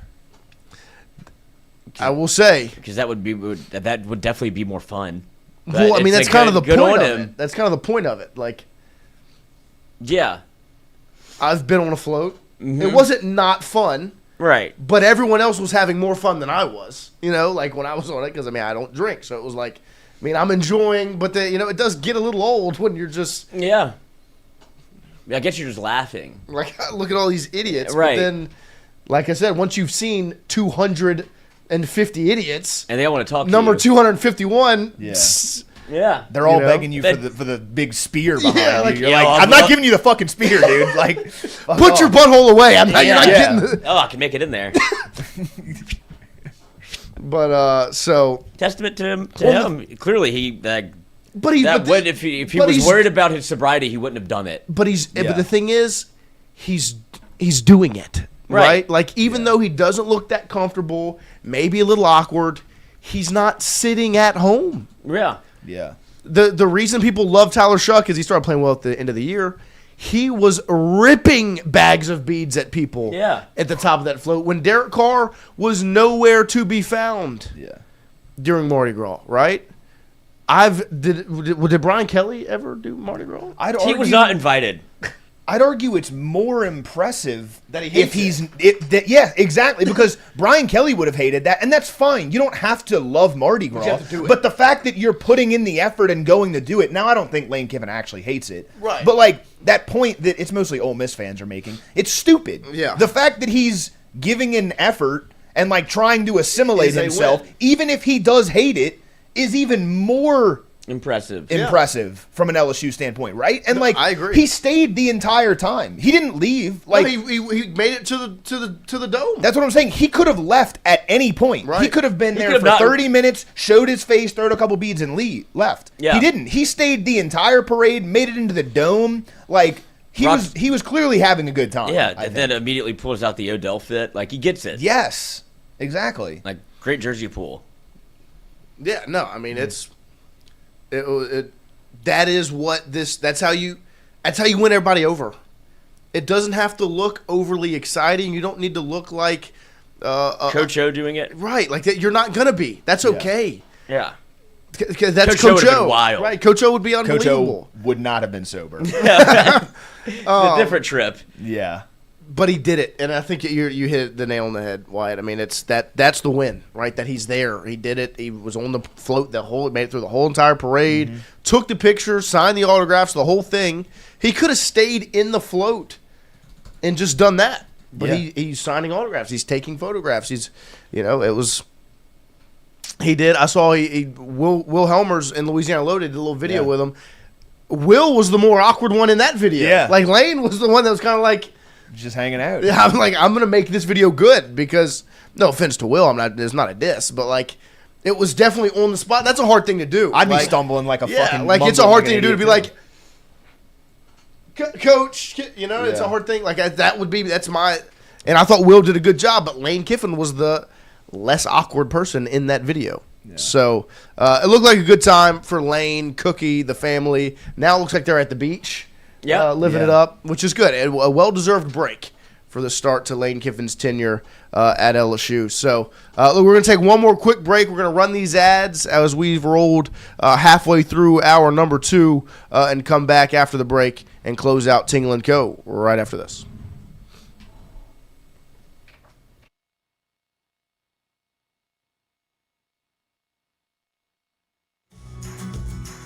Wardos was created in honor of Alan Ward Granning III, fondly known by family and friends as Wardo. In 2019, the oldest brother of the tribe passed away unexpectedly. His remaining siblings and loved ones wanted to honor his memory in a special way. In 2022, Ward's family decided to combine the need for a sandwich shop in downtown Natchez with a desire to pay tribute to Ward's love of good friends, good times, and great food. Through blood, sweat, tears, and countless hours of hard work, Wardo's was born.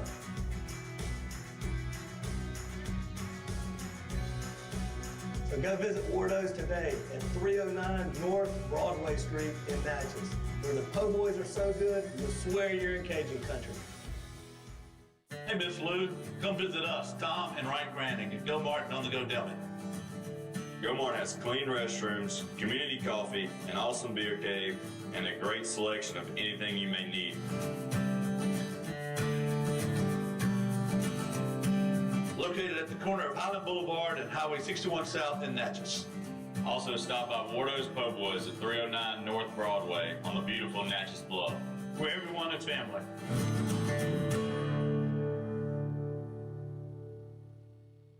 When it comes to your home, the roof over your head matters. At CAS Roofing, we don't just install shingles, we build peace of mind. With years of experience and a commitment to craftsmanship, our team shows up on time, gets the job done right, and treats every project like it's our own home. Whether it's repair, a replacement, or storm damage that caught you off guard, CAS Roofing is ready. We're local, we're dependable, and we stand behind every nail, every shingle, and every promise we make. Because at the end of the day, it's not just about roofing, it's about protecting what matters most. CAS Roofing, built on trust, backed by quality.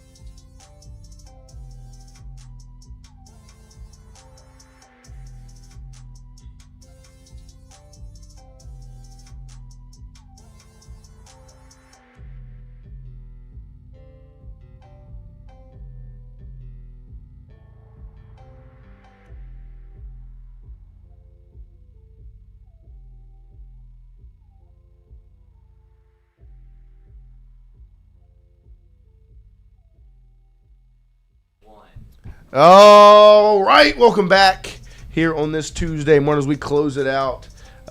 Get you ready for it. There's nothing really. I think there's a softball game today. There's LSU men's basketball today. Two programs that are in a tough spot right now on campus. So you can pay attention to those today. We'll talk about that a little bit tomorrow. But the big thing is LSU baseball back on the diamond tomorrow. LSU women's basketball Thursday. They take on Ole Miss on the road in Oxford. I have a feeling that place will be packed because anytime those three letters make their way to Oxford, it's going to be a big deal, regardless of the sport, just because of the entire situation. So, God, they were so mad. Still are. Yeah. Still are. Cookie was wearing a play neck hat, and I saw an Ole Miss fan screenshot it and say, "I'm just not okay with a 10-year-old wearing this hat."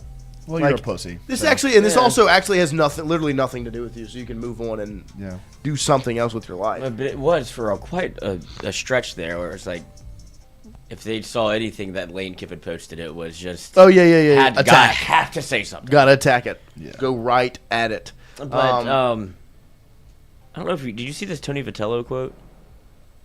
Where he was talking about when he left Tennessee? Mm-hmm. I did. I listened to it yesterday. Very interesting.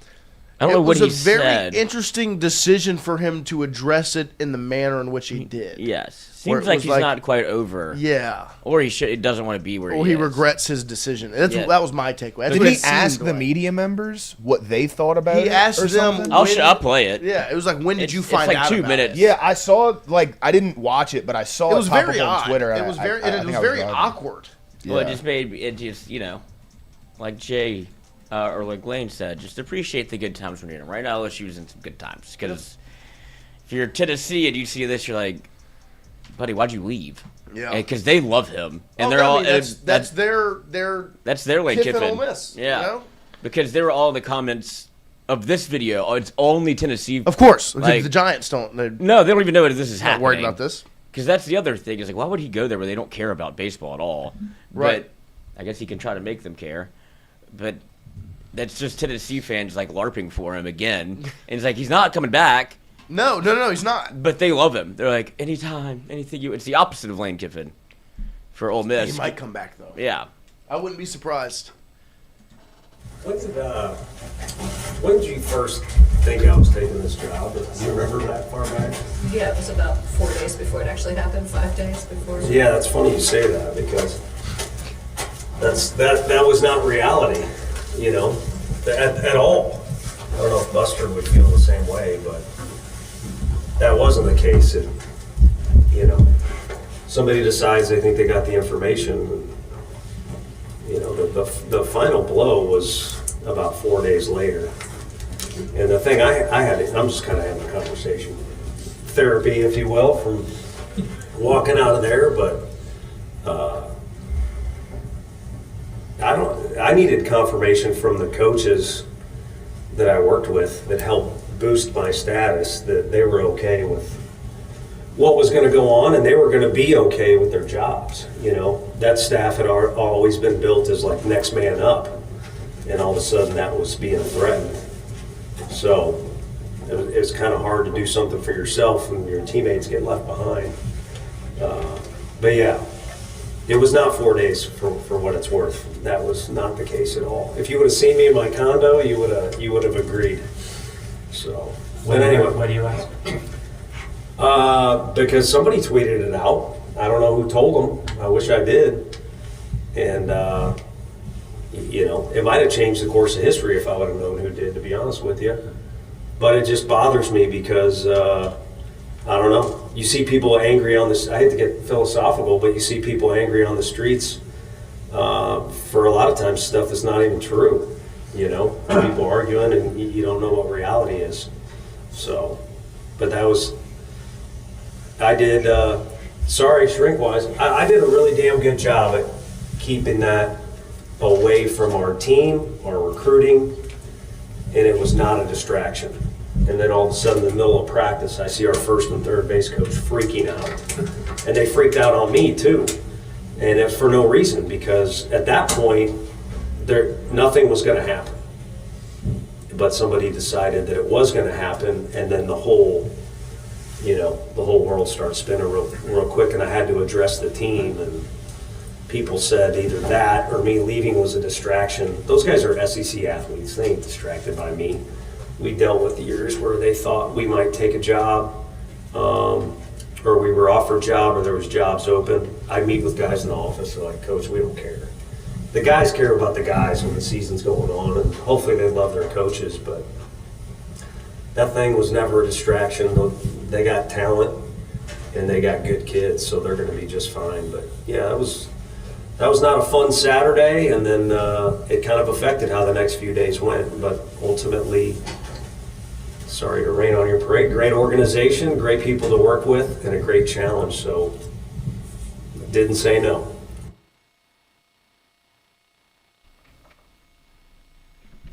I mean, that was one of the most awkward. It's not a ramble I've ever witnessed. Right, where it's like these mixes of emotions. Thanks, Bill. Bill just paid me for his baseball ticket from last night. Oh, nice. Super chat.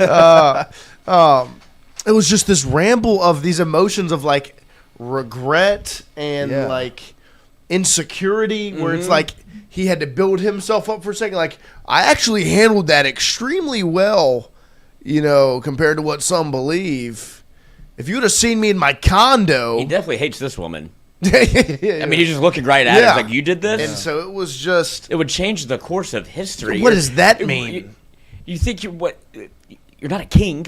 It changed what history? The Tony Vitello history. I would stay in Tennessee if I knew who he was. What does knowing who the writer is? What does that have to do with anything? Or knowing who ratted on you or whatever it was. Like, I don't even understand. And that's the other part, is I don't understand the reason for that ramble. Like, what?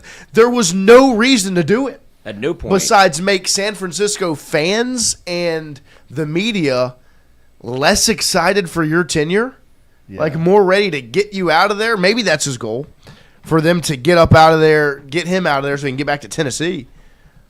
The only reason you would do that is if it's still weighing extremely heavy on your mind. Yeah, that's all he's thinking about. He saw Tennessee play over the weekend, and he was probably like, oh, I miss my boys. Yeah. I want to go, I wish I did. It's like, I wish I was fucking coaching at Tennessee. But you had a great comment while we were watching it. What Jay Johnson does to him. That's what Jay Johnson does to him. He's broken. He's broken and depressed. Because I had to get out of there because there was a big dog and I wasn't it. Yeah. And now I'm here and I'm wishing I was back there in second place. I wonder how much of it, because when it was all happening, Tennessee fans were talking about that it was Danny White's fault, which is their AD, because he basically wouldn't commit the amount of money to baseball that Vitello wanted, and that he wanted to give more money to women's basketball, which, I mean, he's the AD. Fair enough. If that's your opinion, that's your opinion. I mean, that would be hard to deal with if you don't want to leave, and that's the reason you feel like you have to leave. But I don't know. That was very, off-putting and just weird. Very odd.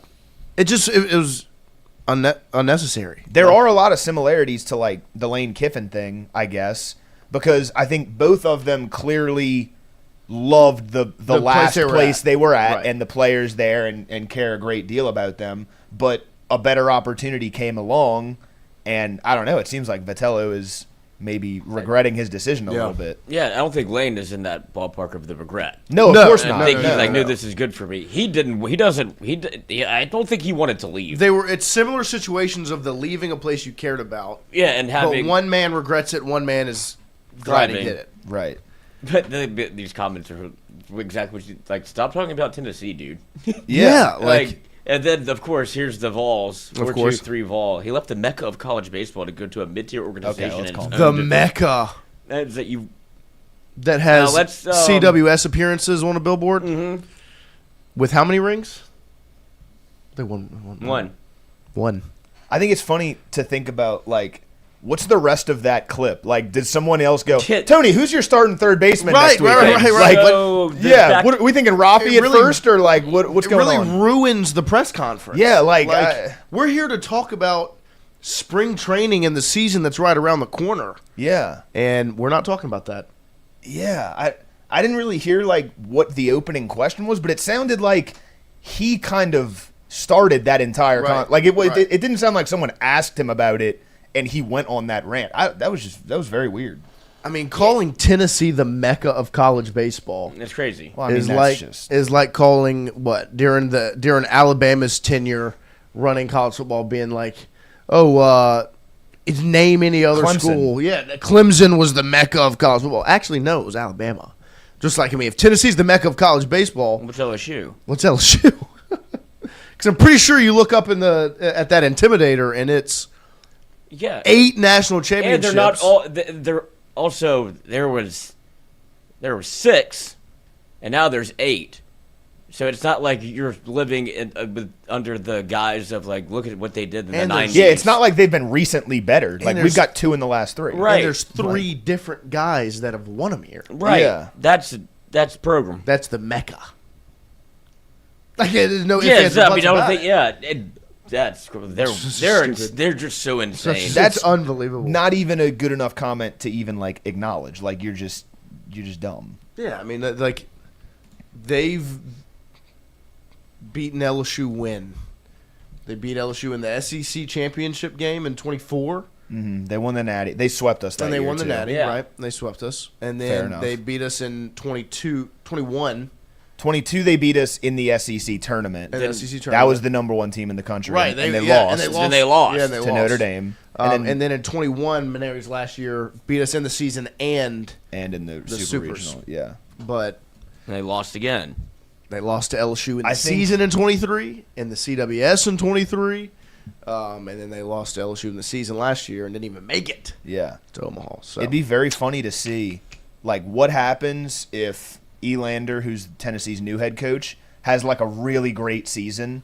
Tennessee looks really good. Like, maybe they go to Omaha. Like, let's say they win the national championship. I don't think that's going to happen. But, like, let's say that happens. And then And Tony V tries to come Vitello tries to come back, and you have, like, a Nick Saban, Les Miles situation, kind of. Yeah, I mean, that that's would be literally what it super is. interesting to see.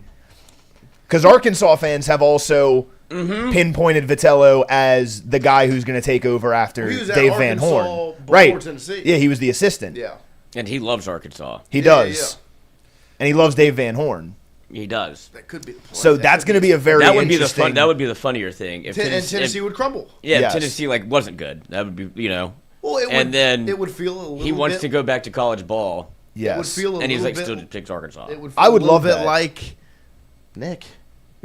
Yeah. You know, like where even though I mean Nick tried to come back here, but like he left LSU to go pro, and then he comes back, and it's How y'all doing? ugh. Think, but he's doing okay.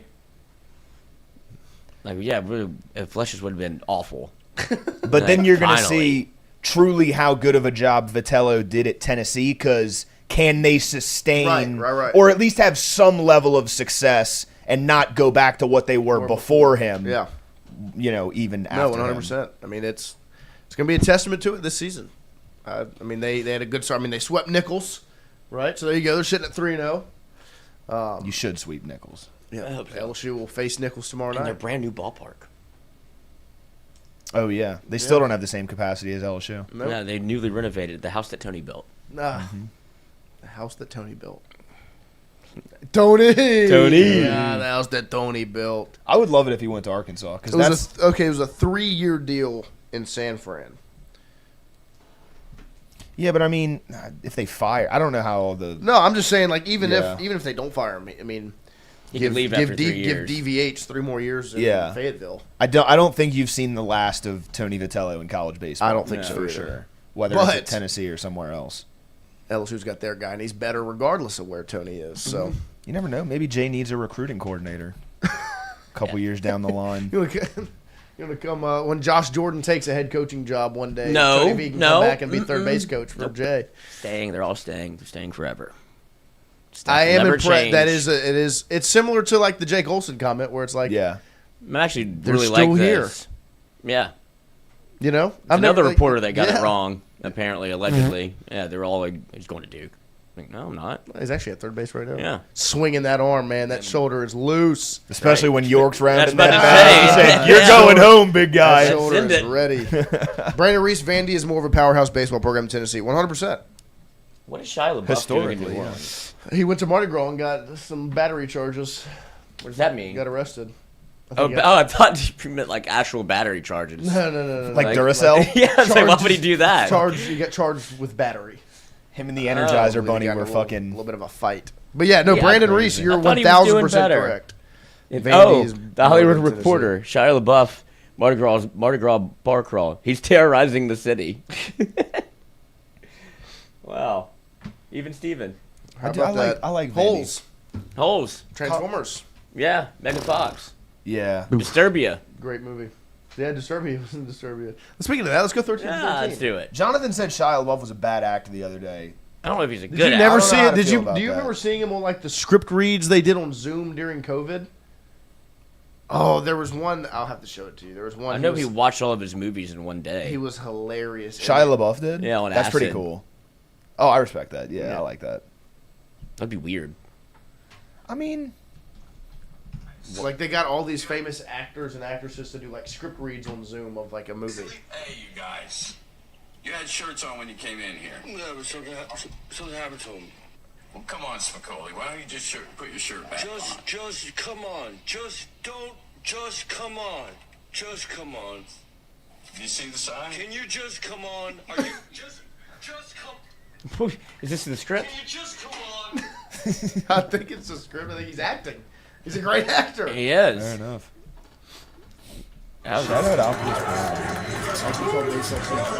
Yeah. You could extend Look it at that. past 8 years.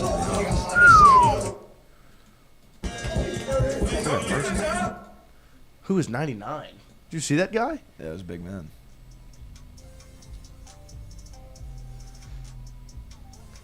I think that's Trenton Henderson. Gotta remember these faces. That's That was Seton. Yeah. I can't really see. Yeah. Oh, I thought he was hitting him. Where's 99? I want to see 99 again. 15 is Who was Breaker. that freaking That's monster? Keelan Moses. That was Keelan. 13. 13. Shanklin? Yep.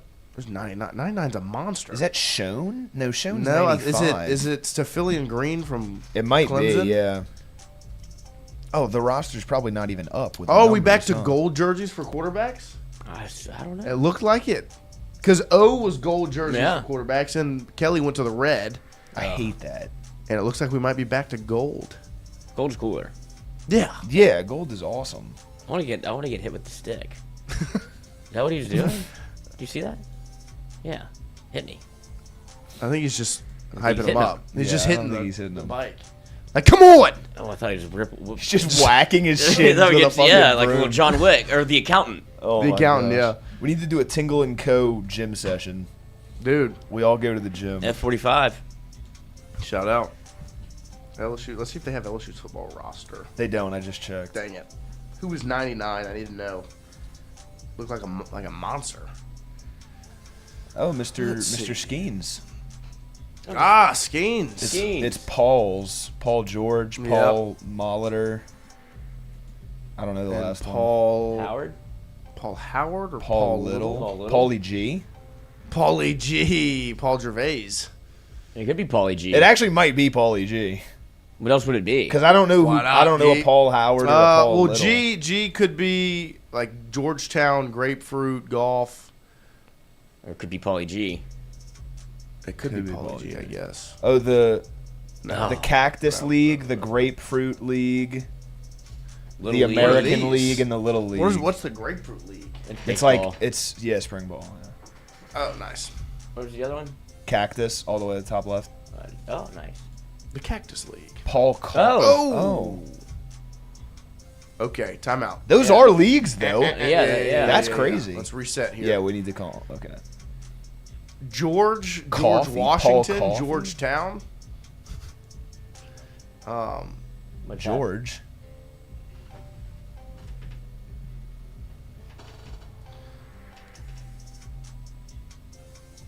Dude.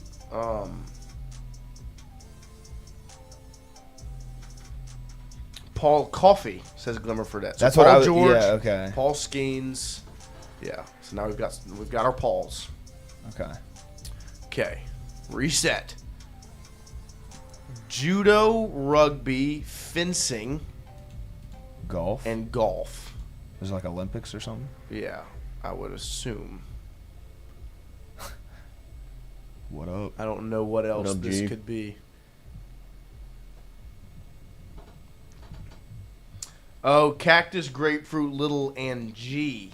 G-League. Oh, that's what it is. Okay. What did we put in? American League, yeah. I mean, to me, truly, Americans got to go with George Washington. There's no way George Washington and America aren't together. I see you know your judo. So I see you know judo, fencing, rugby, golf. Fencing, rugby, and golf. So what is the other one? What the fuck is that? Schools. Oh, schools. Oh yeah, DC. Howard is a school. Yeah. There you go. I see you know your judo. Got a little dicey there for a second. It did.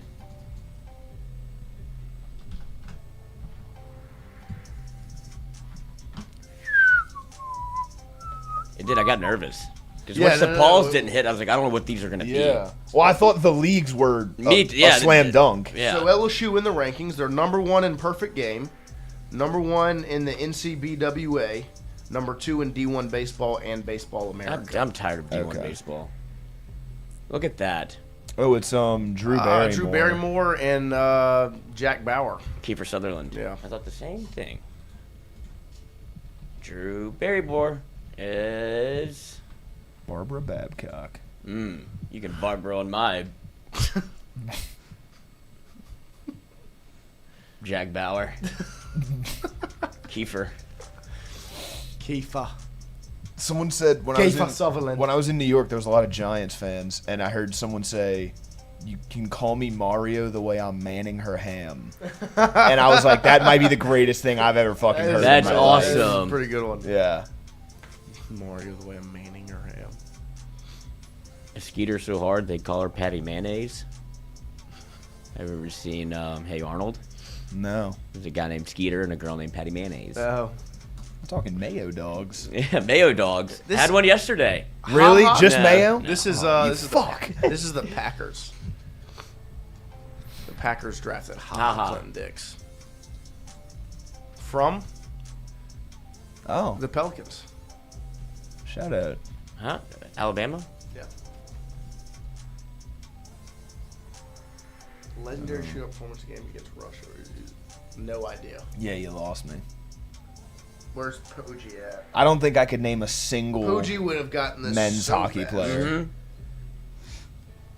I don't know an American one. That's what I'm saying. I don't think I could name a single American men's hockey player. I can't.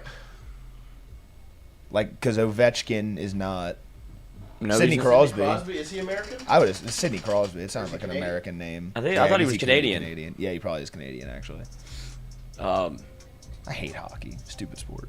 Cool sport. No. Cool sport. Don't know how. Don't get it. But Stupid sport. But it is like cool. I was watching it the other night. They got a fight. It's pretty sick. Just watch fighting, though. That is true. That's what I don't like about hockey fans. They're like, dude, but they Oshie. fight. They fight on the ring. Yeah. Just fucking watch fighting. Like, just watch UFC. MMA's a thing, yeah. Shantytowns and encampments full of homeless during the Great Depression were sarcastically nicknamed after what U.S. president? I don't know. John F. Ghetto. I don't know. Like, what? John F. Kennedy was after the Great Depression. I know, but I just went with like a recognizable president name. I don't know. I'm trying to think of like what we call shantytowns. Yeah, and like encampments full of homeless people. I don't know what president they would name. Yeah, I the don't know. Johnsons. Hoovervilles. Oh. Well, I mean, yeah, Herbert Hoover was the. Hoovervilles. Welcome to Whoville. I've never. Welcome to Whoville. Called Surprise in the UK. What does Kinder call its hazelnut chocolate treat coming in an egg-shaped container in America? Is it not just like a Kinder Egg? I know it's called a Kinder Surprise in the UK. Oh, have you had a Kinder Surprise? Egg. Yo, Greg, egg. Electable. You can't have a tomlet without cracking a few grapes.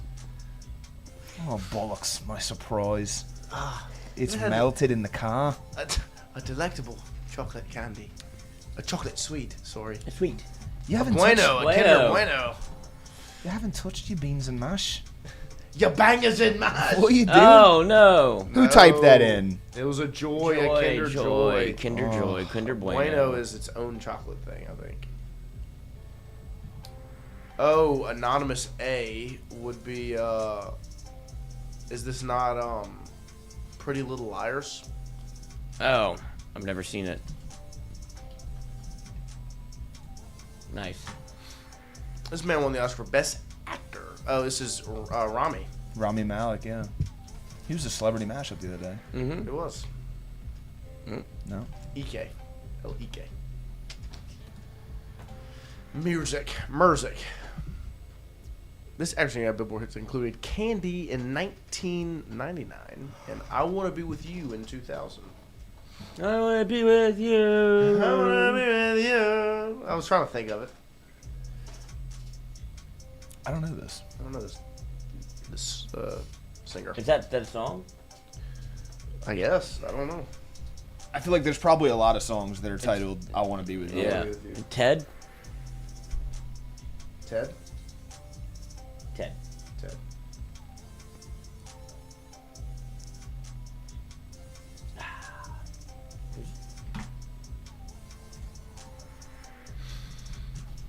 Let's see. Chat. Mandy Moore.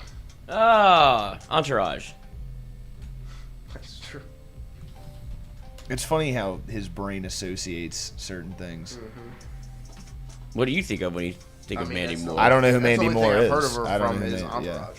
I've never heard of Mandy Moore in my life. She did, Vincent. She did. And they were really. All right. They were in love. 13 love for bomb. 14. Yeah. Shout out to Vince. Shout out to Vince. Shout out to E. How many stolen bases? Tell Sloan I said what up.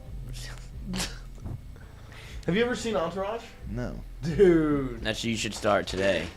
There's so many of because I watch like the same watch the 6 same shows over and over I'm again. telling you, There's like Entourage- so many shows that are on my like I have to watch it Entourage list. should be top of the list and it will become your 7th rewatch. There's no shot. I'm telling I don't see. What is it about? It's about this group of friends, right? Friends. I already watched it. Nope, very different. One of the friends This one has titties. is in an it. actor. Like he becomes he's like a big time actor. Okay. But they all tag along.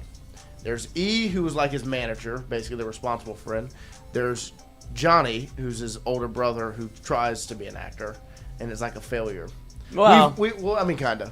And then there's Turtle, who's just kind of like Hanger Christian, on. you know. Like Oh. we've made ourselves. We have some similarities to The show. Entourage. Okay. Jonathan is Johnny, 100%. Christian is Turtle, 1,000%. I am E, sadly, which would leave Lloyd being Vince. But Them's the breaks. Them's the breaks. Look, you can't hate on it. But dude, Lloyd talked about it nonstop. He talked about it nonstop when I was like first working with us. Really? I was first How started old working, is it? Like late 90s into the 2000s. Oh, so It it was is like old. early 2000s. That I is don't like think that is like my time frame Dude, of most of the it's- shows that I watch. It's one of the really best good shows show. ever made. Is that and it's confirmed, though? only Like, do other and it's people like- agree with that? yeah. And it's all- like based in L.A. and like Hollywood, so there are cameos from all these other famous people. What like is it like it's a serious show or like a funny show? funny? Oh, okay. I mean, there's serious parts. Oh, to it. it's a good Well, show. yeah, there's- of and then course. There's Ari, the best character in the show is Ari Gold, which Super is his agent. super agent, who's just the dude. The Says some things that craziest- cannot be said on television anymore. I do like those Yeah, kind dude, of shows. I'm telling you, you would love this show. Okay. Yeah. Lloyd wouldn't shut up about it. I never really knew what it was, and then I started watching it. I didn't. You'll knock out because they're only 30 minutes, Yeah, it's Yeah. such a good show. and so you'll watch the first one, and it's crazy how it goes. The first one is totally different than. See, that's the problem though. If That's the I'm only not one. superbly entertained in the first one, I'm gonna stop. You will watching be. It. It's I good. don't know, dude. I don't know. Give it a go. I get anxiety. I don't like watching shows like new shows because if I don't like it, it's gonna bother me. Right, Randy Jones, Wyatt, aka 99. You got to watch Entourage, possibly the greatest TV series Yeah. ever. Oh well, if Uncle Randy says so, I Thanks mean, for I saying got to it. do it. AKA 99. He knows, dude. That's fucking ball knowledge right there. You know what's funny is like I thought this was cool at the time, but for Christmas one year, my grandma gifted me my like 9-year-old baseball jerseys framed. Like literally like Patrick Peterson back there. Yeah. And like I looked at it in my closet the other day and I was like, this is kind of weird. Like this is a 9-year-old baseball jersey. Oh yeah. Like a size 3X. Hang it up right there. Yeah, bring it in. Bring it in. I'll bring it in. Hell yeah. I'll bring it in tomorrow. Over here. You want blue or red? Both. Because we were navy blue and red. You want both of them? You got to pick one. You need navy blue looks slimmer, okay, so I'll bring in navy blue. So bring in the red one. No, fuck you. Fuck you. Yeah, I literally saw that in my closet the other day. I was like, I respect that she was going to bat for me, but this is kind of weird. Yeah. Yeah. We need to start bringing more personal effects. I think I'm gonna rewatch Entourage now. See? No, man. Dude, I think I am. Now talking about it. It is. What's your favorite season? 3A, 3B? When Ari leaves. Hold on, don't ruin anything. Oh yeah, I guess that's true. Well, now I know Ari leaves. Might as well not even watch it. No, you don't know what he leaves. That's true. Could be his wife. It could be his wife. Company, could be his kids. Ari's wife. Always. Now at the end. I don't know what happened. Sloan. Yeah. What? 1-1. Draft over. Tell Sloan I said what up. Yeah, I will. Yo, E. Yeah. Yo, E. Tell Sloan I said what up. That might be my favorite segment of the show. Oh, the best is when Johnny Drama follows around Lamar Odom and asks if he got calf implants. Like to the point where you're like, I'm gonna beat the fuck out of you. Implants. I forgot about so calf funny. Implants. Natural. Calf implants are objectively funny. He worries about it the entire episode. It's hilarious. There's not a better. It's a time Tingle killer. And Co. comparison, and Jonathan's gonna hate this. Oh yeah. Than Jonathan and Johnny. Just the most neurotic, worried. Yeah, like. But also insanely confident at times. Yeah. Boji is Lloyd, the secretary. Oh, nice. Gay little secretary. Yeah. That's crazy. Lloyd. That's very tough. How you hating on Pooji like that, man? No, Lloyd's awesome. Lloyd is a great character in the show. Drives a hilarious car. Jonathan, on Friday, I forgot about this until just now because you just talked about it. Jonathan is sitting with Lloyd at the game, right? And me and Christian are in the standing room. And Jonathan, maybe you know, Jonathan texted Christian telling him to tell me to go get him a daiquiri. And I didn't know if he was joking or like serious, but I took Christian's phone and I was like, "This is Wyatt." No. Yeah. So I didn't know if he was serious. I thought he was joking at first, and then he like tried to like spin it. He was like, "I'll pay you and give you a tip." And I was like, "What?" And then I see the daiquiri stand was right behind y'all's seats. I don't know. It was closer to y'all than it was to me.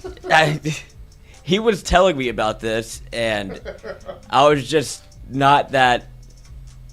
First of all, not that surprised, because he is objectively a nervous person.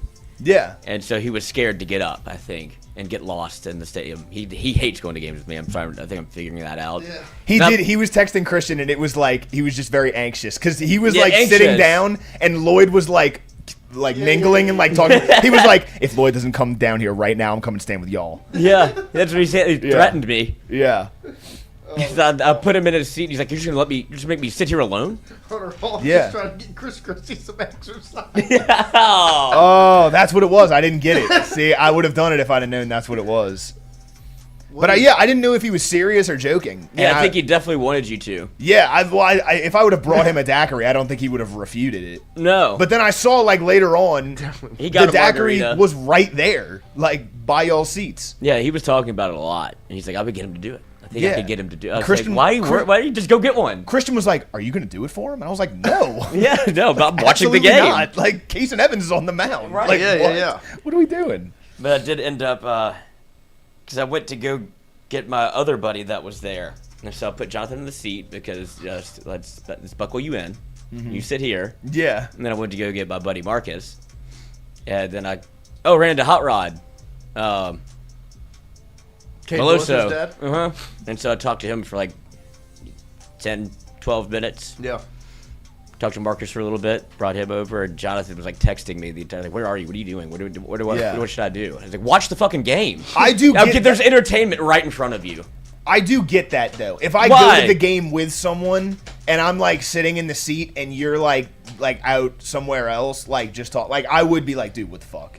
I'm going to get somebody else. No, I do get that anxious part of it, but don't text me to bring you a daiquiri. Like, it was funny. It was funny. It was just like, I mean, I was confused whether he was serious. I go to baseball games alone all the time. Yeah, but it's if you go alone, that's fine. That's different. If you go with someone, like to watch the game with someone, and they just like fuck off. There is a difference. Yeah. I understand the anxiety side of it for Jonathan, but I wouldn't text and freak out. Like I wouldn't be blowing your phone up trying to figure out where you are. Right. Hurry up. I didn't even think about it. Yeah. Because you would go by yourself because you've done it a million times and you have people that you can go mingle around with. You've also never met a stranger in your life. That's true. That's not Jonathan. No, I guess not. You know? I don't think about these things. Yeah, I know. He literally texted Christian. He was like, I'm sitting alone with old people. This sucks. I was like, see, I would just sit down and I would talk to somebody. Yeah. Point to text Christian. Yeah. And made him start drinking again. So I need a daiquiri. All right. Hunter Hall, you don't ever have to apologize to me. Hunter Hall said, wait until you'll have kids or get married. Going anywhere by yourself is the best. That's what that guy next to me realized. I realized that looking at the father of the 8 children that were sitting next to us. He literally looked over at us and he was like, this is God showing you some birth control. Yeah, see, I hope I never get to that point to where, like, I hate my kids. Yeah. Well, I mean, but, like, I don't know, like, also not just, like, not hating the kids, but, like, also hating the amount of kids. Yeah. Like, I don't want to have too many where it's like, now I hate them all. Yeah. But to have 8 kids and then complain about it, like, it is your fault. Like, it's not like it happened by accident. Like, you know, you made this decision. Unless you had quadruplets twice. Right. No, that's not what fucking happened. I do know somebody. Well, my dad knows somebody that they had triplets. Triplets girls the first time, and he was like, "Fuck, this is awesome." I guess I really wanted a son. Goes to like, I'll try one more time because I'm absolutely flabbergasted that we have triplets. Girls again? Yes. Oh my gosh. Yeah, see, that is crazy. Like, That's I'd tough. fucking kill myself. Like, No, I don't want. Don't say that. That's not fair to him. But he knew that triplet girls twice is crazy. Yeah. But to me, He definitely was a terrible guy in high school. Oh, he's something. Yeah, well, that's what happens. Yeah. Oh. When you're a womanizer in high school and it's just revenge, you end up having 6 daughters. oh, I didn't talk to a girl until freshman year of college. I'm good. Yeah, you have have so many 18 sons? Yeah, boys. I'm good. See, but the thing is, for me, if I get triplet girls first go around, I'm not having kids again. No. I would not want to go over 3. Like children? Yeah. Yeah. I mean, I'm not super concerned about gender. I think the max number for me would be 4. 4 is doable. That's so many. The others. 5 is crazy. 5 is too much. 5 is a lot. 5 is too 8 many. was. And I have a lot of friends that have a lot of siblings. Like a lot of my friends, like Bill Young right there in the chat, he's got 5 siblings. I've got another friend that's got 6 other siblings. And then, like, Gage has 3 older brothers. That's so that's crazy. 4 of them. Only know. It's like whatever my age group is, like whatever their parents were. I think they all decide like you just have it 2. Yeah. Everybody's got a brother or a sister, and that's it. Like there's no multiples. Yeah. No, a lot of my friends have a bunch of siblings. I would like to have a girl first, I think. Because I think an older sister to like a younger brother is like a cool connection. I don't know. Because I'm the oldest. Friends. I'm the oldest, and I'm obviously a brother, not a sister. Yeah. And I'm a piece of shit to my siblings. Yeah, so yeah, like yeah. I feel like if I was an older sister, But I would be better. If it's an attractive older sister, That's what I'm saying. that's rough for the younger brother. Nuh-uh. But his mom's gonna be attractive anyway, so you're already fucked. That is true. I mean, speaking from experience, Yeah, it was not his fun. his sister's hot. It was not fun on the bus as a basketball teammate as a sophomore with senior. Is she younger or older? Older. She's 2 years older than me. So when I was a sophomore on the bus with my teammates, they were seniors in her grade. That is worse. But like at the same time, it was nice having an older sister that like took care of everything. Like she That's what I'm was saying. responsible and mature, and like I didn't really have to worry about anything. She drove and she did, And then she had friends. Right. Okay, see, now you're swinging me back towards what I originally said. But there is the harassment of you've got an attractive older sister. Right. Yeah, but I think that's just. But I would rather an attractive older sister than an attractive younger sister. I wouldn't want my friends to be like trying to prey on your My younger little sister. sister, Yeah.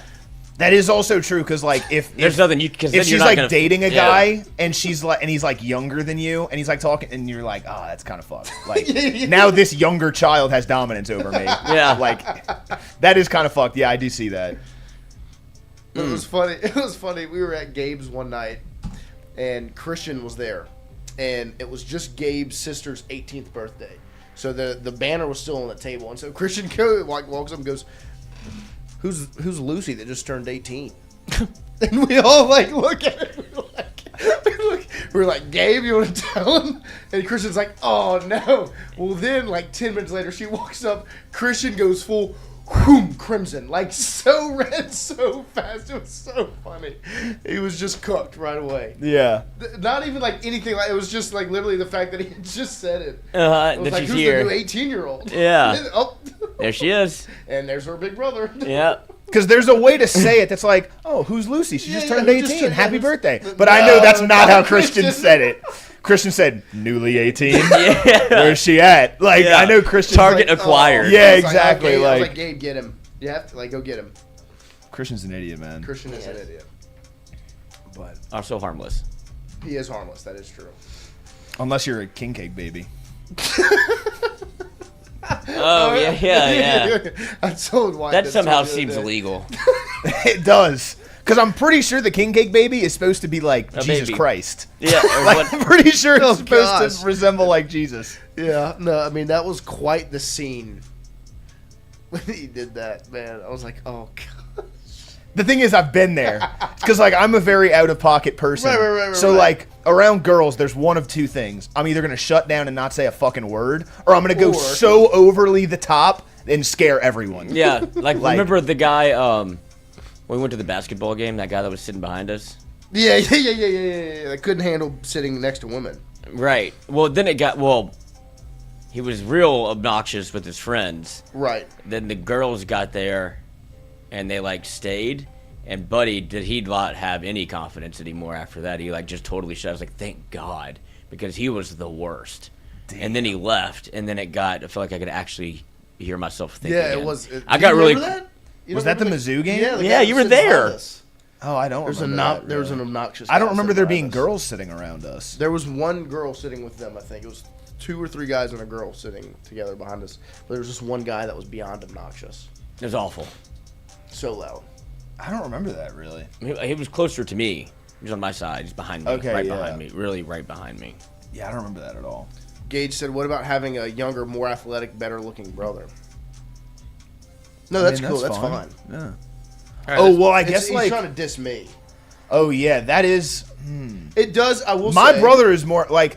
Well... I think I'm a better athlete than I let on. But, yeah, like, my brother did play high school football. Sacked Arch Manning. Right. So, like, I guess he technically would be more athletic.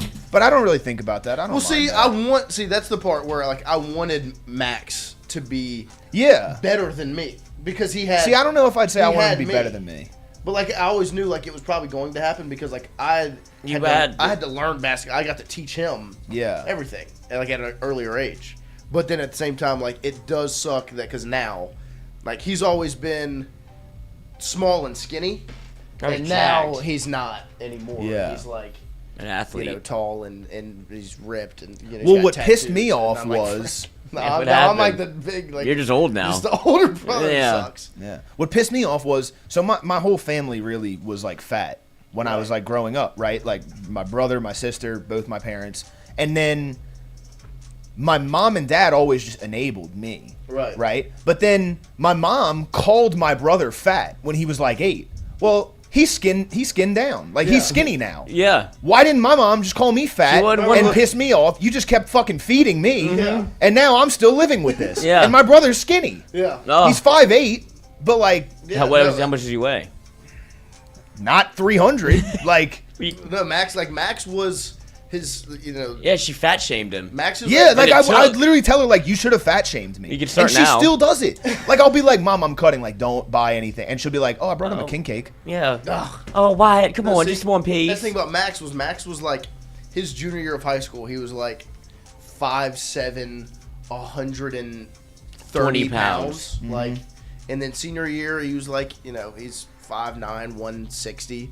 Well, now he's like the same height as me, 185 pounds. Ripped. He's got a freaking shoulder tat. It's crazy. And, like, Then he doesn't talk. It's gone from Yeah. it's gone from where Cool, mysterious like, guy. the little brother who's like friends that were girls were like obsessed with Big Brother Noah to now it's Big Brother's friends that are girls being like, Look how hot your look brother how hot is. your little brother is now. It's like whatever. Yeah, that's tough. I went to a tailgate because he's in a frat. Yeah. I went to a tailgate. This guy is cooler and, like, than you. hung out. No, he is. He literally is cooler than me. Like, yeah. I think he looks at me and he's like, this dude's such a pussy. Like, no, that's the good thing is I can still like that's the good thing about being a big brother is like you can always still like beat him up. Beat him up. I think Always. it's getting closer. But I think I could beat him up because I'm like bigger, right? Like I'm taller. He's only like 5'8". That's the one thing is I got to 6 foot, not a fucking inch above it. Right. But he's like 5'9", and he'll never get. He's not growing anymore. No, he's not growing exactly. But I do think if we fought, I think it would be a good fight. But like we were at a tailgate, and he was like, "I want you to meet some of my friends," and he just brings over like 8 girls. And I was like, why are you doing this to me? Like, now I'm scared. Like, I thought I was going to hang out with you. I didn't come here to talk to girls. Like, that's not what I do. Like, yeah, I can still take Max. It is a much better, like, fight now. Because it used to be, like I said, he was, like, 130 pounds. Yeah, my little sister used to beat up my brother. Yeah. But now he'll put up a fight. Because we still, every time we run into each other, we grapple. Like, it's just. Really? It's a thing. Like, we'll just. Yeah. That's cool. That's fun. Yeah. And so like when he comes back home for whenever, it's like instant like, freaking ground and pound UFC. I love that. And he's a little bit he's better now. I That's can't do what I did to you in Omaha to him anymore. No. We should have a Tingle & Co. wrestling round robin. We do. It's come on a road trip. Yeah. Eventually happens. That's awesome. Lloyd and Christian got after it. That's a good fight. Clemson. Lloyd was there was one night for some reason, Lloyd was just being really like pushy with everybody. Like he was just really trying to get under everyone's skin. And he like came at me and was doing something. I don't remember what it was. And so then I just like grabbed him, I put him down, We were like all wrestling like at like separate times. I looked at Noah and I like shot into my wrestling. So he's like, "What are you doing?" Yeah. Like, I'm going for it. And I went to shoot the leg and he just laid on top of me. I was like, I can't move. Yeah. He's like, he's using his weight on me. He's put all of his weight on me.